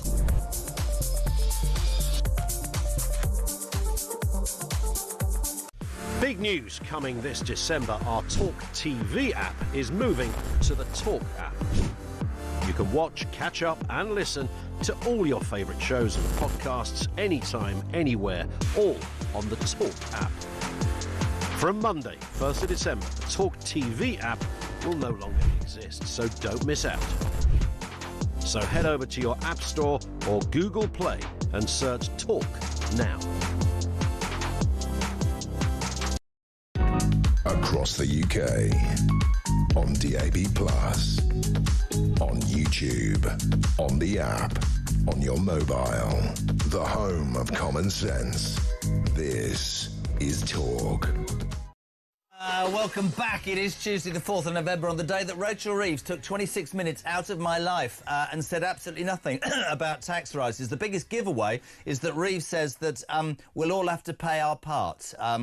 Last year, she said her 40 billion tax-raising budget was once in a parliament. I think she's lying. I think she's going to do us. I think they've got no economic policy. We'd love to hear your thoughts. 0344 499 1000. Nick in Glasgow makes a point. When will the markets turn on Reeves like they did Liz Truss and bring this bloody misery to an end?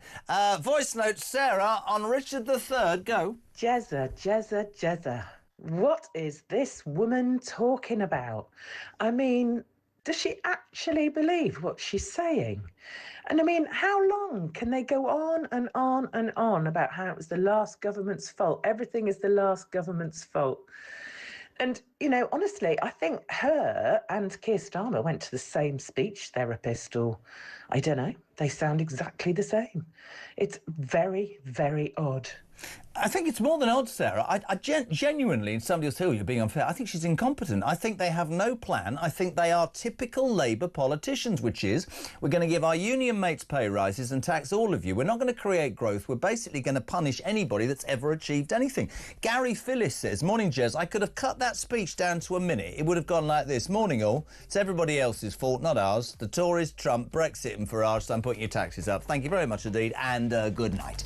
Almost 9 o'clock. We're live across the United Kingdom on the home of free speech and common sense. Morning Glory until 10. 0344 499 1000 is your telephone number. You can send a voice note on the number. You can text us 87222. Start your message with the word talk. So much to talk about. The BBC are liars.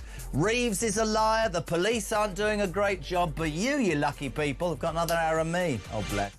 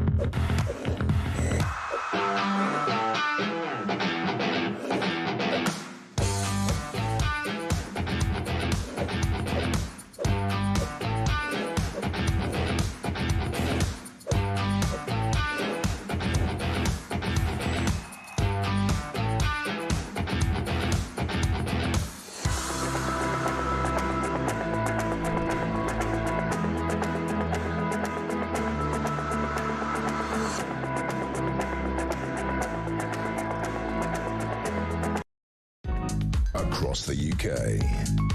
On DAB+, on YouTube, on the app, on your mobile. The home of common sense. This is Talk.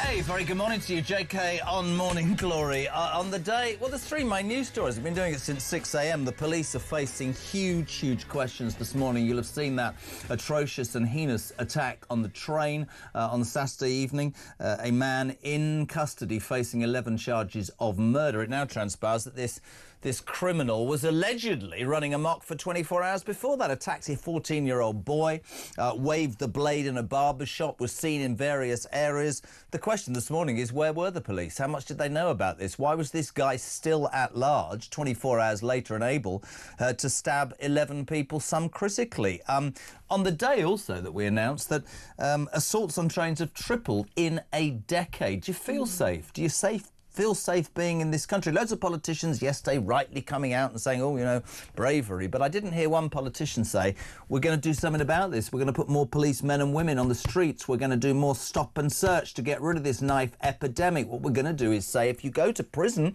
for a knife crime, which I would double the sentence, you're going to damn well stay in the clink until you've served that time. Send a deterrent, send a message. Thoughts on that, please? If you were with us an hour ago, we had to sit through 26 minutes of the most mind-numbing boredom I've ever known in my life. Rachel Thieves, our Chancellor, who patently can't add up, spent 26 minutes telling everybody that the reason that she's going to have to raise taxes, not that she said that, is everybody else's fault. She blamed Brexit, Farage, the Tories. She didn't blame the Greens, did she? Ed Davey, responsible people. No, she basically blamed everybody and said, and I quote, we'll all have to play our part. And we're all sat here waiting for her to say we're going to raise taxes. Nothing out of her cake hole except confusion. So your thoughts on that? Because patently, that's what the Labour Party will do. They'll raise your taxes. 0344 499 1000. The biggest news story for me, is this appalling story on the front of the Daily Telegraph. The BBC doctored a Donald Trump speech by making him appear to encourage those dreadful Capitol riots from a couple of years ago, according to an internal whistleblowing memo seen by the Telegraph. As a result of this story and the response, thank you for it, by the way, can I say a very good morning? Delighted to... Sarah Elliott, chairwoman of Republican Overseas UK. I used to be. I'm spokesperson now. Who put the wrong... Honestly, the quality of... I'm joking. Sarah, we haven't met. Delighted to have you on. Thank you. Thank you. This story, when I first played this clip this morning, even I nearly fell off the chair. So for people just perhaps tuning in, right, the BBC has long been criticised by broadcasters like us who believe that if you are going to be the voice of reason, you're going to be the state broadcaster, you should be unbiased. I have long railed against that and said I think they're left-wing, I think there's an ideology, I think there's undoubtedly an institutionalised view that the BBC goes with. This is absolutely appalling. This is Panorama, OK, a sort of flagship news-based programme that goes out in the evening. If you don't watch it, I don't. We're going to play you what Panorama said. This was Donald Trump's speech. We're then going to play you what actually was said by Donald Trump. And Zia Youssef, head of Reforms Policy, told me, 10 minutes ago, half an hour ago, there was 52 minutes between the first bit and the second bit, and they put it together. Have a watch. We're going to walk down to the Capitol, and I'll be there with you, and we fight. We fight like hell. We're going to walk down to the Capitol, and we're going to cheer on our brave senators and congressmen and women. Sarah, from my personal point of view as a Brit, I am embarrassed to say that is the BBC. That is lying. That is appalling. That is misinformation. That is criminal, in my opinion. Whoever edited that should be named. I think the Director General of the BBC, Tim Davie, is on thin ice anyway. It's disgraceful. It's disgraceful. It's deception. Yeah. It's not reporting. And they know that they are privileged in the broadcasting world. They have this reputation that people will believe them. And they put that out there to purposefully make you think badly of President Trump. And that really affects, you know, the American and UK relationship. It affects how people view the UK's best ally in the world. It makes it harder for Americans like me to go out and defend the Republican Party or the Republican president, but it also makes me less likely to want to go to the BBC and spend my time, you know, trying to put a best foot forward for my country. And you wonder how you're going to be reported. Exactly. What you've said. Listen, exactly. Tam is in Cornwall. He says the BBC claimed that Trump incited violence. Turns out that because of the way they edited his speech and lied about it, they in fact were the ones who could be held responsible for inciting that violence. Well, I think they should be held responsible for this poor piece of propaganda. It's not even journalism. You know, it is. What's also amazing to me about the BBC is that if you have a complaint about it, you don't go to Ofcom. You actually go to the BBC They first. mark their own homework. And they mark their own homework. Yeah. But they're the only broadcaster in this country that is allowed that privilege. And actually, Bill in Romsey, Trump should sue the BBC for false news, fake news and defamation of character. He probably will. Good. Can you tell him to? Because I think it's an absolute bloody outrage. Well, Don Jr. has tweeted about this. They are aware of this at the White House. Have they? Yes, and you know, the White House is following what's going on in the UK very closely here. Let me talk about that, because interestingly on this station, and as you know this from a broadcasting point of view, when you have an election, there's a thing called Purdy. You have to be straight down the line, and you know, you have to make sure you say the Greens are a reasonable alternative and all that sort of stuff. Ridiculous. But here we are where we're at. At the moment in this country, Nigel Farage's Reform Party is ruling the roost. The critics will say there's no meat on the bone, but millions of people in this country are saying, look, we just need and believe in this man. He will be brave enough to take on the institutions, the criticism, and we believe that he is essentially proud to be British, will make tough decisions, a bit like Thatcher, and will turn this country around. You went through this yourself, and we look across the pond rather enviously sometimes. And let me say this to you, you're a Republican. Not everything the Orange Man baby does do I agree with, and I'm sure you'd say the same, but there is something remarkably intoxicating, I think, by somebody who does what he says he's going to do. And I always use the example of the southern border, and I remember about 2 weeks after the inauguration seeing this CNN report where there was a woman with a baby and a husband all stood on the southern border crying. And the guy sort of said, why are you crying? He said, because there's no point in me breaking into this country because they'll send me home. And I remember looking at the street and going, yes. And then somebody sent me this these figures that I think July, August, May, June and July last year, nearly 400,000 came into America. And the same time a year later, less than 500. So for me, Donald Trump does what Donald Trump says he's going to do. Everybody up in arms about the tariffs, but that's for the benefit of the United States. I don't see that in this country, and I think people are fed up to the back. Well, they are fed up, and what I tell Americans right now, because they are concerned, everybody asks me, Great Britain is great, what is happening? Is it great? And well, it is a great country, it has been, and I think it will be again, but we're going through, you know, the 1970s again here in this country, and I said, listen, we are in our early Biden years right now. Yeah. You know, it's 2021, stick with us, don't give up. Europe is looking to America for inspiration and for guidance right now, like how do you turn the train around? And I do think that there's a lot of activity, as you've cited, with reform, and there are other think tanks and thinkers out there and broadcasters like yourself that are trying to do this. It's really interesting for me because, of course, the critics would look now at America and say, but Trump and his election has created a divided society. A majority, of course, voted for him. And you see all the Democrats jumping up and down, and Kamala's trying to sell a book. But is that the cost? I mean, we have a divided society here in this country, and there are people whose views... I don't mind what your view is. You can have the different one to me. I just don't like the people who say I'm not entitled to a view and I should be cancelled and put in the bin, because I think that's ridiculous. I think it's a two-way thing. But America is split right now, isn't it? That would be a fair point. Yes, it is. But then you look at what that BBC journalistic piece or the video where they sliced and diced. I mean, that divides a society. Yeah, absolutely. And I put a lot of weight behind the U.S. media in being so divisive and churning it and stirring the pot in America. Listen, we are where we are. Trump's inherited this mess. And so he's just got to do what he needs to do to get the job done. It right? seems from a divisive or not. Sure, absolutely. It seems from a distance that the second administration is far more professional, far more prepared. There's less footage of people coming and going. We had this great story over here that, you know, the Labour Party were going to hit the ground running the first 100 days. It's all organised by a woman called Sue Gray, who'd gone by day 93, which is quite interesting. And patently to me, and I think many other people, having watched Waffle Face, Rachel Reeves this morning, there wasn't a plan. I get the opposite feeling with Trump. It was planned to the microsecond. That's the opinion, I get. Yeah, no, you're absolutely right. And they had 3 years to do it in. Yeah. They were extremely focused. I mean, you looked on day one, how many executive orders did he sign? And that's because Trump actually had the people around him that he wanted. He had the Republican establishment around him the first term. He was surprised he won. He didn't really know what he was doing. But did you all think he'd win this time?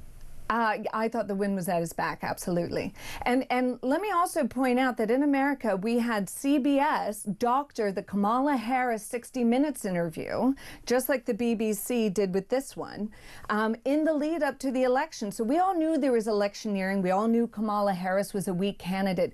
What we didn't know was this quiet anti-Trump vote. Would that come out? Or could Trump actually get those independents, minorities, and youth to come out in the droves that he was polling at?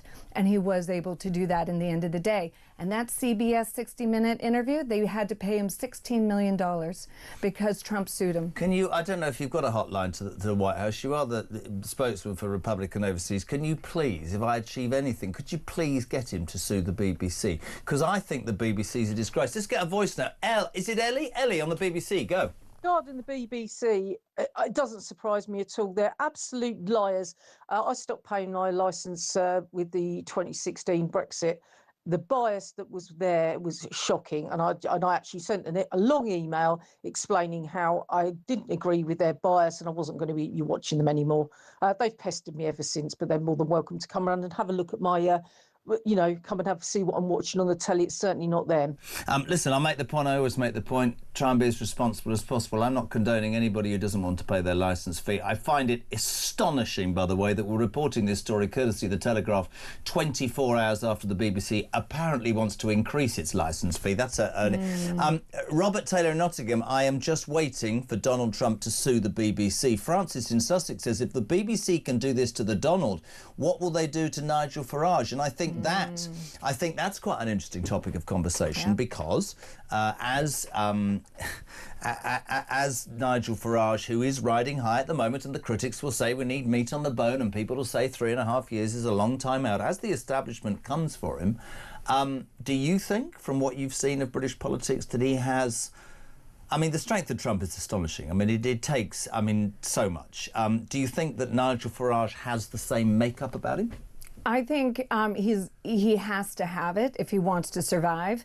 And he, again, take inspiration from his friend, the Donald. It's going to get nasty. They hate him. They never thought he would be in this position at all. No. And in fact, they never thought he'd be in the establishment. Yeah. And when I say they, I mean of the Conservative Party. Think of how many times that they prevented him from winning in, was it South Thanet? Yeah. They never thought he'd be in Parliament at all. Do you know why he will never forgive the Tory party and why I can categorically... I don't care what anybody says about an alliance. Christian knows this. He stood down so that Boris Johnson, he stood aside. He said for the good of the country, they promised him a peerage, they absolutely shafted him. And I firmly believe that if... You know, it's quite interesting to talk to Azir Youssef just then about policy, because the biggest criticism, as we hear of reform, is, put some meat on the bone. He made the point yesterday, Nigel, I thought very eruditely, that things change the whole time, and so one is going to respond to how things change. But I think it's going to be an interesting few months, isn't it, to see, 3 years, to be honest, to see ultimately what happens. Can I turn your attention, this is a brilliant question, I didn't write it. Let's go back to America. So I didn't realise during the election campaign quite how useless Kamala Harris... Is it Kamala? Kamala? What is it? It's Kamala, whatever like comma. Yeah, Kamala. I didn't realise how appalling she was. And then you watch back videos of her trying to answer questions and you think even Mark, who does the buttons here, who doesn't even know his name, could answer those questions a bit more successfully. Just a joke. She apparently might run again. Yeah. Sarah's gone. Sarah's gone. Well, you know, she only got to that position because she didn't have to go through a primary. Yeah. In 2020, she only had 2% of the vote and lasted like only a month or two. Yeah. The woman's not prepared. She also doesn't want to go up against Gavin Newsom. It's going to be a cutthroat fight in California there for their base. I think she's done. I don't think she's going anywhere, and she's going to be a footnote in history of what not to do. And of course, the biggest problem for her, when everybody sticks the boot into Trump, presumably one of the biggest criticisms for Kamala Harris, apart from her inability to speak sense, was that she was part of what many Americans see as a massive cover-up as to the mental fortitude and ability to be president of Joe Biden. You know what she could have done, and she would have been president, I think, if she had called the 25th Amendment, got the cabinet around the table and said, this man is not fit to serve. We need to take over the country. You think she'd have won? And then I think she would have definitely had a much better chance. But I'm not, look, like I said, there are things about Trump I don't agree with, but can you imagine Kamala Harris right now as the President of the United States of America? That is frightening. I think about it because we're coming up to the year anniversary of the election, which is tomorrow, I think, is the year, and I just think where the world would be if she was president. I mean, it's terrifying. What about the succession? Of course, in America you have this, you can only stand twice. There are stupid news outlets that are saying Donald Trump's going to change the Constitution and stand for a third time. I don't believe that for 1 second. He'll be 80 years of age and he'll have done 8 years. And to come back 45th and 47th, I think, is pretty unique.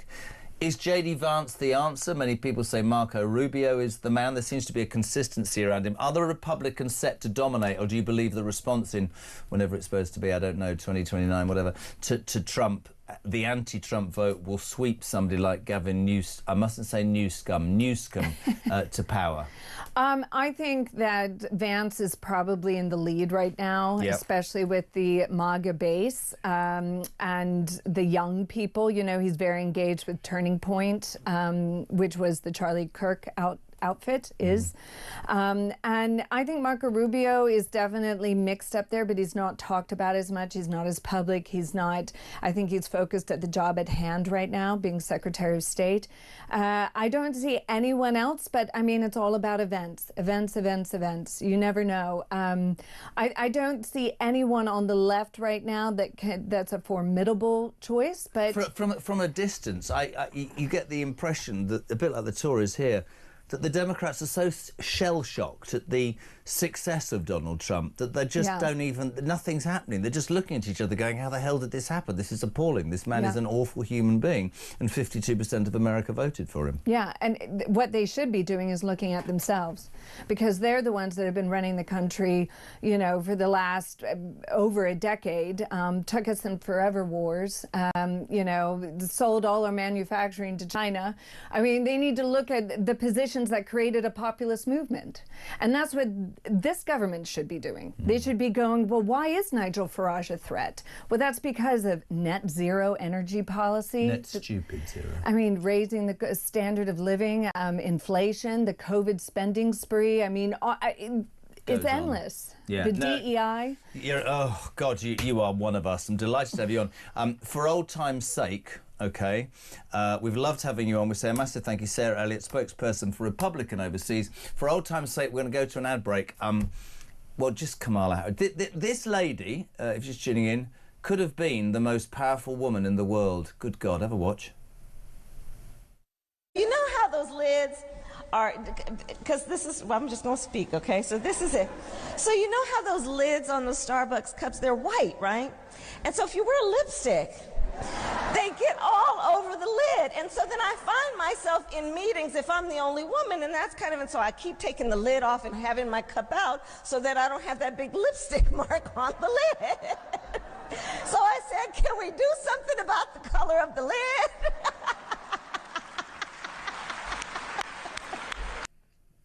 think that maybe the reason she didn't use the 25th Amendment and say that Joe Biden was 2 bob short of a picnic is because she's also...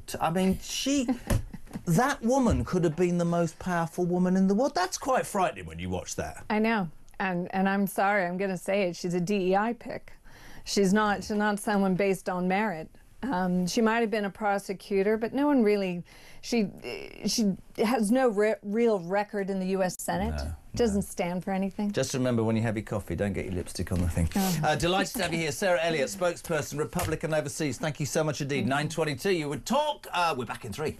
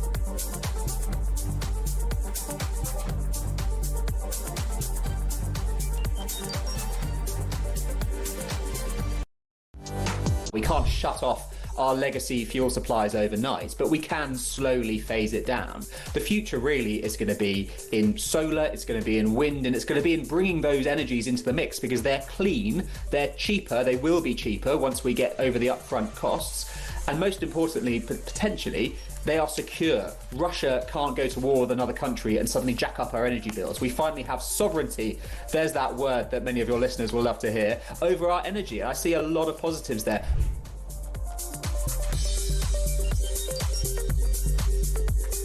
Big news coming this December. Our talkTV app is moving to the Talk app. You can watch, catch up and listen to all your favourite shows and podcasts anytime, anywhere, all on the Talk app. From Monday, 1st of December, the talkTV app will no longer exist, so don't miss out. So head over to your App Store or Google Play and search Talk now. Across the UK, on DAB+, on YouTube, on the app, on your mobile, the home of common sense. This is Talk. Welcome back to Morning Glory, 9:25. Alex Phillips in for Julia Hartley-Brewer. She's diving somewhere. That's nice. She's away for a week. Bless her, on holiday. Alex in all week. Ian Collins, the housewife's choice. My wife's choice is here from 1 o'clock this afternoon. If you want to be part of the debate in the next 35 minutes, 0344 499 1000. The headlines, the main news stories today. We've talked about it all morning. The police are facing massive questions, and quite rightly this morning. That criminal that's been charged with 11 attempted murders after that machete attack and spree on Sunday and Saturday at Huntingdon, apparently and allegedly faces further charges because he was waving that blade in a barber's, stabbing a 14-year-old allegedly in the face. Other suspects coming forward and saying this guy was running amok 24 hours before. Where were the police? We get information this morning that assaults on trains have gone up by 3 times in the last 10 years. So we've been asking all morning, are the police, are they as visible? Where are they? What are they doing? What is it all about? Hate crimes? Are they not out on the streets? Do you feel safe? Really important. The story about the BBC we just did with Sarah is unbelievable. This first unearthed by the Daily Telegraph, a whistleblower proving that the Panorama programme, part of the BBC's news output, doctored a Donald Trump speech, which sort of led to him being massively criticised, and those riots on Capitol Hill. I don't think it's wrong to say that the Director-General of the BBC should resign. I think it's an absolute and utter disgrace and says everything about the establishment in this country. But perhaps the most exciting moment of the day, ladies and gentlemen. Frankly, I'm going to be replaying this as I sit on the train, which I've just been told is going to be late. Rachel Thieves, Richard III, stood up in Downing Street at just gone 8 o'clock. How do I describe this to you? She spent 26 minutes telling everybody that she wasn't going to tell us that she was going to raise taxes. She basically blamed everybody for the state of the nation, not herself and her inability to add up, and then said we're all going to have to take some medicine. Richard from Crawley says, I wrote the real speech she didn't use. Good morning, everybody. We're screwed. Good afternoon. When Reeves is paying her fine for her criminal offence, is she going to go to jail, says Sue in Cambridge? I've no idea. Good morning, Jez. I've just had a waffle for breakfast, courtesy of Rachel Reeves. Unbelievable. Got a voice note on Thieves. Ian, good morning. Morning, Jezza. Like you, I'm from a generation that doesn't understand certain modern terms. And gaslighting is one of those modern terms that came into the vocab not that long ago. I didn't understand what that was until I just listened to Rachel Reeves and that half an hour of complete and utter gaslighting. All is revealed. Thank you, Rachel. You have educated me. Great show, Jeremy. Very nice of you. 9:30. I mean, honestly, this isn't from a political point of view. This is from a sort of professional point of view. I just don't think that she and Starmer are up. They're just not up to it. You just can't look at that and go, yeah, he's got a handle on crime. He's got a handle on international matters. No, give away the Chagos Islands and just disappear off to Chequers. It's her. I mean, she didn't even this morning, if you get a chance to look. I mean, if you've got half an hour of your life to waste that you'll never get back, go and find it somewhere on our app or something. But honestly, just uninspiring, and you end up thinking you don't even believe it yourself. I want to move on to something quite specific. Tomorrow night, of course, is a bonfire night. Many people will have their bonfire parties at the weekends. We had a debate yesterday about whether there are too many fireworks. In fact, I think Diwali starts on the 20th of October. Many people will keep fireworks going on for weeks and months. There is a serious side to this. I wasn't being a killjoy yesterday. Animal welfare campaigners say that the fireworks, the veracity of them and how many are now let off is a really dangerous situation for animals. We've had parents online going, I mean, I've got a young kid, so's Christian, and it's difficult when you've got these massive sort of fireworks going off left, right and centre. Dominic Dyer, as long as his name's not Danny, he's an animal welfare campaigner and environmentalist. We'll get on well. Dominic, good morning. How are you? I'm fine, thank you. It's nice to join you, Jeremy. And you, my friend. This is a horrible story, but one that we wanted to do, not to put the mockers on anything, but to almost sort of just point out that this is, it is real, isn't it? Much as fireworks are fun, there are real issues, aren't there? There are. I think the first thing I should say here is there are real issues with ever leaving a baby in close proximity to a dog. You should never do that. We've had numerous incidents, Jeremy, over the years, and you're probably familiar with some of these from the media, where dogs, have mauled or killed babies, even dogs that have no pattern of aggressive behaviour, even quite small dogs. It is dangerous. So the first thing you must always think about is you never leave a baby in close proximity to a dog. The other thing, of course, that could have triggered the dog here could have been the fireworks. The loud noises have an impact on animals. They make them nervous, they can make them aggressive. That could have triggered this dog, and that could have added to this terrible incident. There's no question. So this is a really tragic story, peeps, of a 9-month-old baby boy attacked and killed by his family dogs after fireworks sent the dog into a panic. It happened on Sunday evening at a property in a quiet street in Monmouthshire, let's say that. Tragic, and it's such a... I completely understand why we're doing this story, because people will say, oh, you know, what about fireworks? No, we have to talk about animal welfare. We have to talk about safety as well. And there is an argument that many people would go for, which is that the sorts of displays that they have in... I mean, I'm going to one at the school on Friday, completely honest. At the kids' school, we're going on Friday evening. It's all done. You don't have to do it in your garden. And I wonder whether that is the answer, because there are more and more stories about animals being upset. And this is a tragic, tragic end, isn't it? It is, and we could see more incidents like this. You know, I've been campaigning alongside many people for years for tighter regulation of fireworks. You're in and outside of Parliament, you're talking to MPs, you're talking to ministers. The previous government didn't do anything about it. This government aren't doing anything about it. And I can tell you, Jeremy, this is filling the mailbags of MPs. And it's not just about animals, it's about children with autism, it's about military veterans with post-traumatic stress. Yeah. You know, there is no control over these fireworks. I remember, you know, we're of a certain age. Remember when you would go to more organised displays where you might have some kids letting off a little banger in the street. These things are like military-grade mortars. Did you see the footage yesterday of the video of the attacking a bus in Birmingham? Did you see I have that? shared that. I mean, it's absolutely shocking. I mean, it looks like sort of what's going on, you know, in the war in Gaza. I mean, absolutely appalling. And somebody said to me yesterday, these are explosives. We're not being a killjoy when we say that they are explosives. And the more they've become attainable and the more advanced those have become, and I love the analogy you just made. We're talking about animals. We're talking about this tragic story of a baby.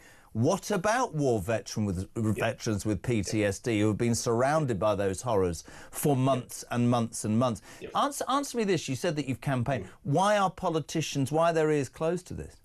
Well, you know, in the last 10 years, there have been 5 petition debates in Parliament, over 100,000 people signing those petitions. You know, that takes a lot of time. You have the debates. We had 5 debates. It's probably been debated more than many other issues that I can think of. There's another one at the moment, Red Wings Horse Sanctuary. I think there's over 50,000 have signed that because the horses are greatly traumatized. You know, the horses that they look after. Every time you speak to a politician, they come back and, oh, we understand, yes, but we think actually, you know, a voluntary code on how these products are sold and responsible guidance to people on how they should use them. We live in a world today, Jeremy, where you can get anything at the switch of a phone button. You can get, you know, fireworks in these pop-up shops left, right and centre. You can order them online, and they've got much more powerful. So even having a debate about trying to reduce the decibels of fireworks, trying to restrict when they can be sold has proved very difficult. There is pushback from the industry. There's no question about that. But I think there's a lack of courage from politicians to say this is actually becoming a significant problem, both for public safety and animal welfare.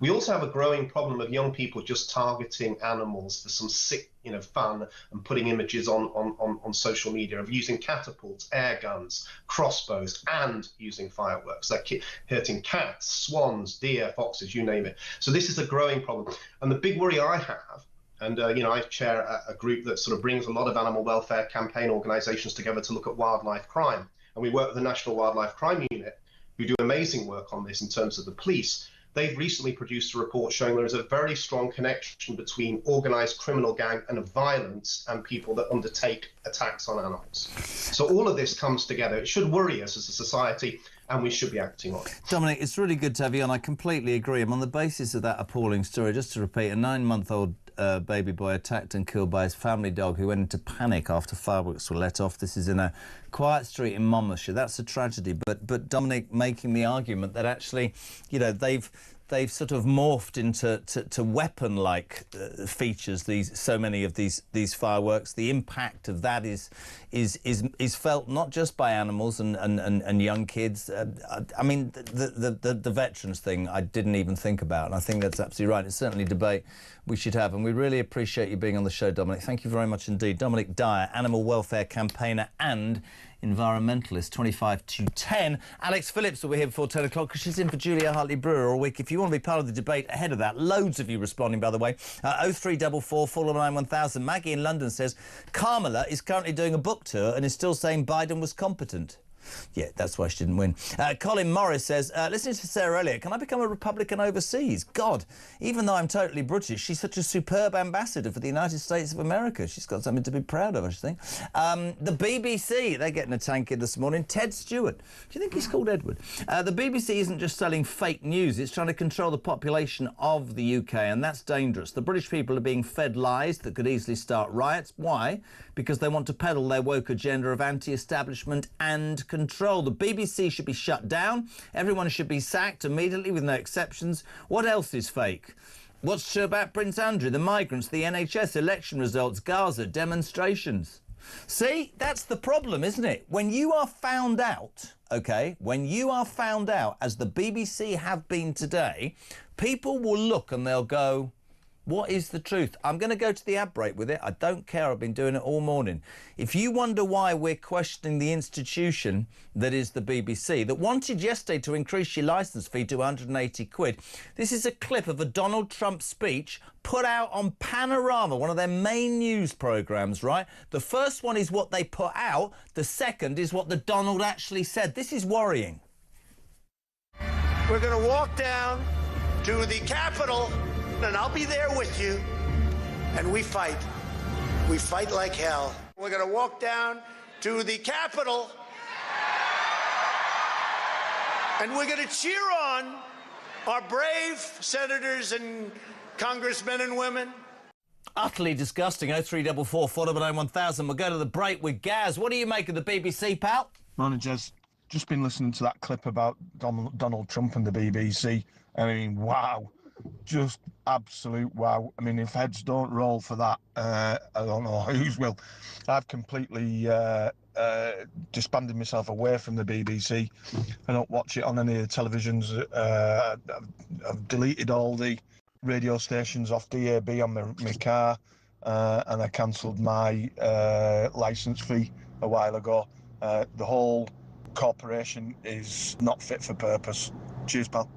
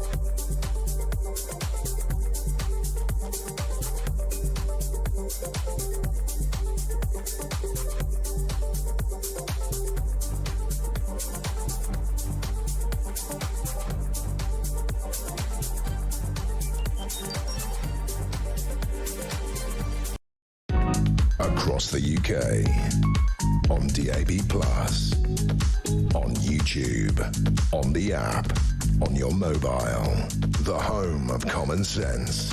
This is Talk. Welcome back. 20 minutes to 10 o'clock. We're live across the UK. Alex Phillips from 10, and a very important man in just a tick. Loads of you responding. I don't know what Big G in Warwick means. Why don't you just tell me your name? Rachel Reason Starmer will not be putting the national interest in front of anything. She will be borrowing millions, taxing everybody just to pay our national interest rates. You cannot wait, this man, Big G, it could be a woman, I've no idea, for Nigel Farage's response. I think the point about Rachel Reeves for everybody is, patently, people, 34% of the country, fell for the belief that they had some idea, the Labour Party. Essentially, you could talk about growth and working people, blah, blah, blah.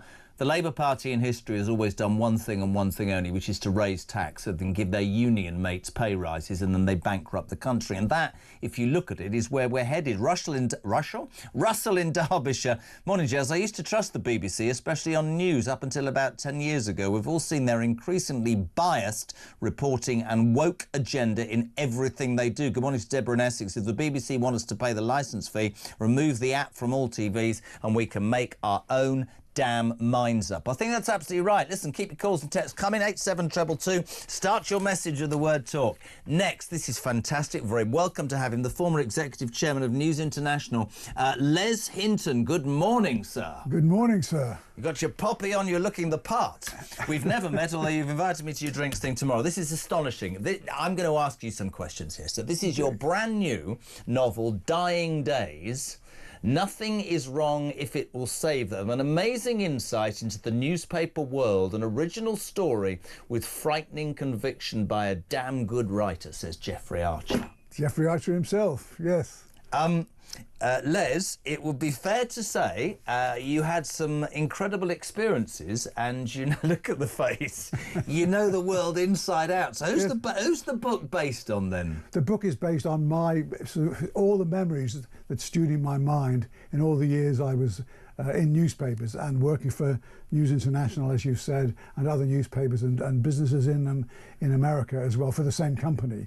And what happens is very interesting when you write fiction for the first time. I suddenly realised that all the research, all my life, all of it is sort of brewed in my brain. I had 50 years of experience in media, and so the research was pretty easy. Yeah, I was going to say, when you're writing your memoir like you did before, that's very different. What I'm trying to get to, which you're not going to give me, because there's a great thing here that says, Hinton brings razor-sharp insider knowledge to this tale of media dynasties. I'm just going to say that word, dynasties.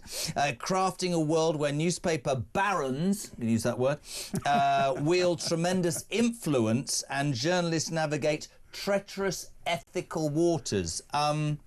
Is this based on any family that you know? Well, actually, it's based on.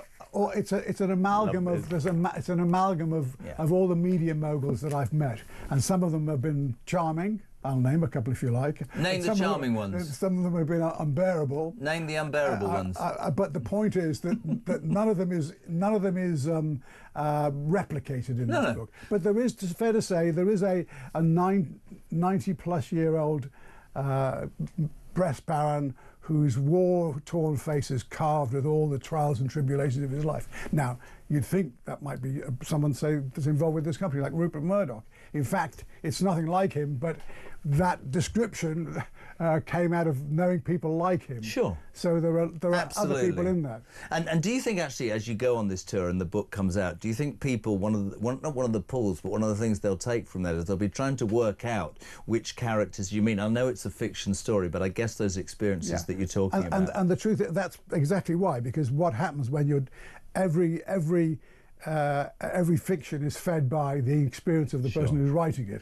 I mean, for instance, there's a prime minister in it who bites his fingernails. Oh, now hold on a second. And that's not Gordon Brown, but Gordon Brown. Who bit his fingernails? Gordon Brown did. Did he? Oh yeah, he was famous. Should I sell the gold? Should I sell the gold? I don't know whether to sell the gold or not. The tabloids used to love having shots of his bitten off. But it's not, I'm pretty sure you must have written stories about me in the old days. Listen, it's so good to have you on. Dying Days. How difficult? I wasn't asked this because I've never written a book really. Well, I did once, but somebody did it for me. Did you do this yourself? Yeah.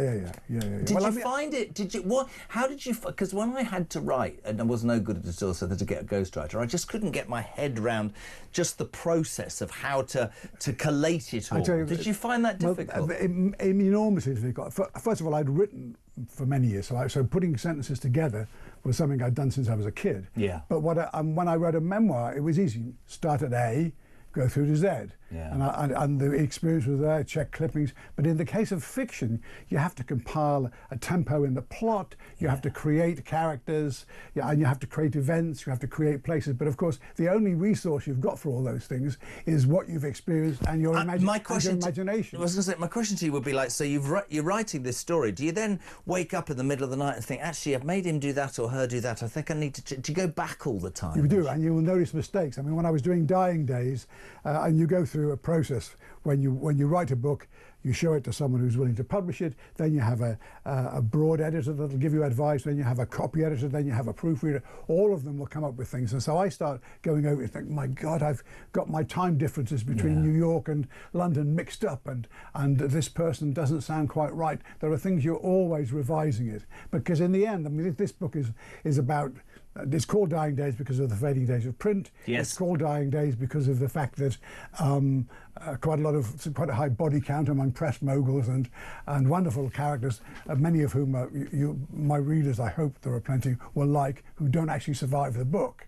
And so the death and dying days is an amalgam of all those things. I mean, there are people in this book that get involved in horrifying situations, all built on the fact that the modern world of media, there is such a massive lack of trust in mainstream media. Well, I was going to ask you, because do I get to keep this because I want to read this? Because it's absolutely fantastic. It's a gift. How has the thank you so much. How has the press landscape, Les, changed? Well, the main thing in media is that there used to be once upon a time the world of media was a pyramid, and there's a very little peak to the pyramid, and the people in power at the top decided what everyone else was going to know. Now what's happened is it's been inverted. So everybody with that hypnotic little screen they keep in their pocket has got access to infinite information and infinite entertainment, and a lot of it is unfiltered.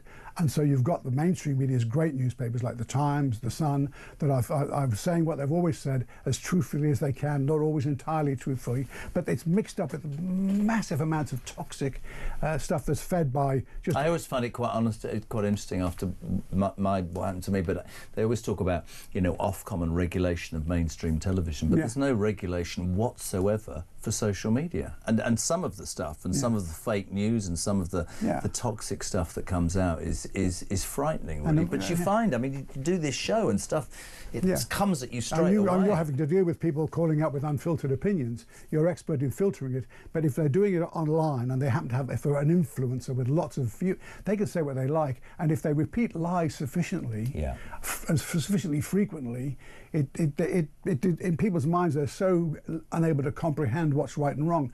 People that are readers like you and I are of news, most of the time we've got an idea of what's right and wrong. But you've got 19, 20-year-old kids with these phones, they don't know what the hell they're reading. Just to sum up, great book, by the way, Dying Days, Les Hinton. Why are newspapers in your mind? I'm old-fashioned, I want to write letters and read newspapers still. People laugh at me, especially my kids. Why are newspapers still important, Les? Well, I think skilled, focused brands that people can, to a varying degree, trust are what matters, because at the moment they're the totems of credibility, and they're being drowned by this avalanche, this blizzard of nonsense, and that's why they're not trusted. The level of trust in newspapers here and in America is, and other media, other mainstream media, the BBC as well. Can we add ITV to that? Is diminished. And the fact is, it doesn't deserve, we make mistakes all the time, but it doesn't deserve the level of universal criticism that's heaped on it by people in power, because it helps them dilute the influence of their newspaper. Do me a favour, peeps, go get this book, Dying Days, Les Hinton, A Lifetime in the Media, and I haven't read it, but I'm going to, and I'm going to let you know. It's an absolute pleasure to meet you, sir. Thanks for having me. Look forward to your drinks tomorrow night, 10 to 10. You're with Morning Glory on Talk.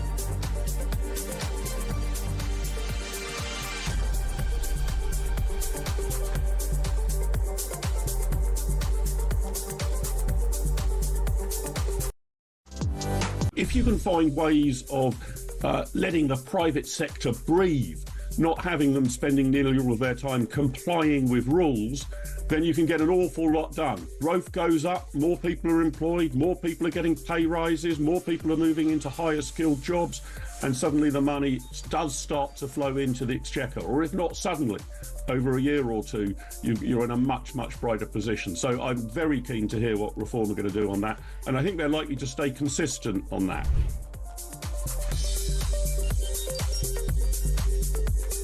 Big news coming this December. Our talkTV app is moving to the Talk app.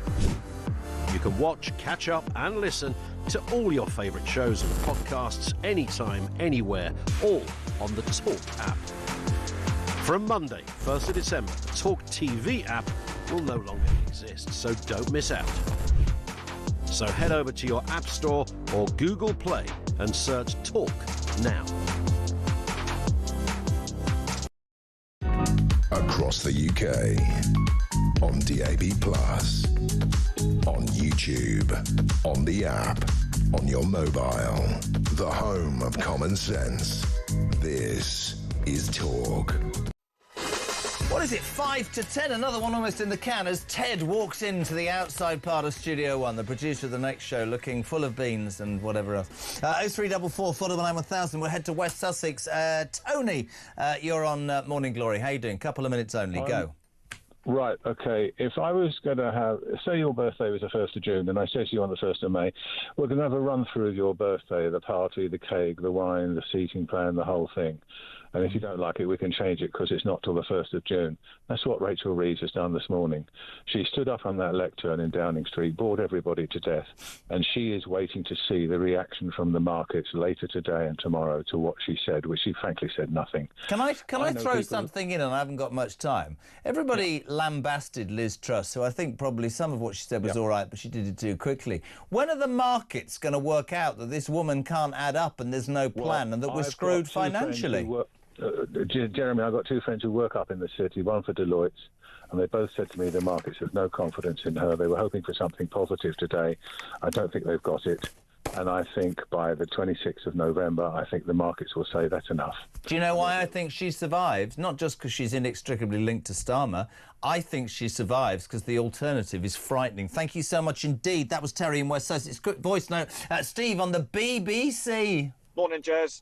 Steve in Somerset. Just wondering if you could play the BBC version of Rachel Reeves' speech where she assures us that everything's going to be absolutely fine and no taxes are going to be put up. Lovely. Thank you very much. No, thank you very much indeed. Andy's in Liverpool. Surely the BBC should be prosecuted for the crime of 1, election rigging, 2, false information and 3, fraud. Oh, God. We're turning into Trump's America at 3 minutes to 10, a bright spark in a rather sad and dull morning strides into Studio One. Good morning. Hello. Alex Phillips. Good morning. Has there been a massive moth in your position? Well, it's my air vent, so I don't get too hot. It's boiling in this studio. What's going on? It's normally freezing cold, and it's I don't like it freezing cold because at 6 o'clock in the morning, no, I like to be warm and fuzzy. No, normally all the other presenters have it up to like icy temperatures, and I have to come in and sort of sort it out. The other presenters put it up to icy cold temperatures. Sod them, it's going. And I come and make it toasty, but you've turned it positively tropical. I'm going to pay you something. I've got to play this to you. This is, I think, the most shocking thing. Forget Rachel Reeves' inability to speak. Have you seen the panorama clip? Oh, yeah. Oh, the Trump one? This is... Oh, it's ridiculous. If you haven't seen it, where have you been? I'm going to play you what Panorama said, he said, and the actual speech. The difference is palpable. This is the BBC, our state broadcaster. Have a final watch. We're going to walk down to the Capitol, and I'll be there with you, and we fight. We fight like hell. We're going to walk down to the Capitol, and we're going to cheer on our brave senators and congressmen and women.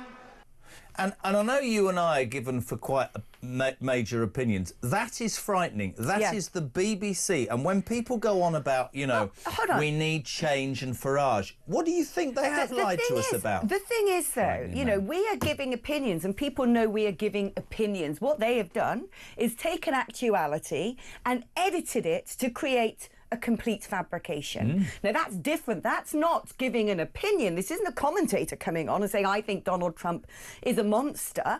This is making the public believe that he was asking people to go and what sounds like commit acts of violence. Absolutely. It is an outright lie against the American president, knowing what he's like. I want him to sue them. I think he's going to do something. But actually, I was looking into the editorial staff behind that programme. Yeah. And not surprisingly, it looks like one of them's gone to work for Al Jazeera, the mouthpiece of Hamas. I mean, do you know what I mean? It's...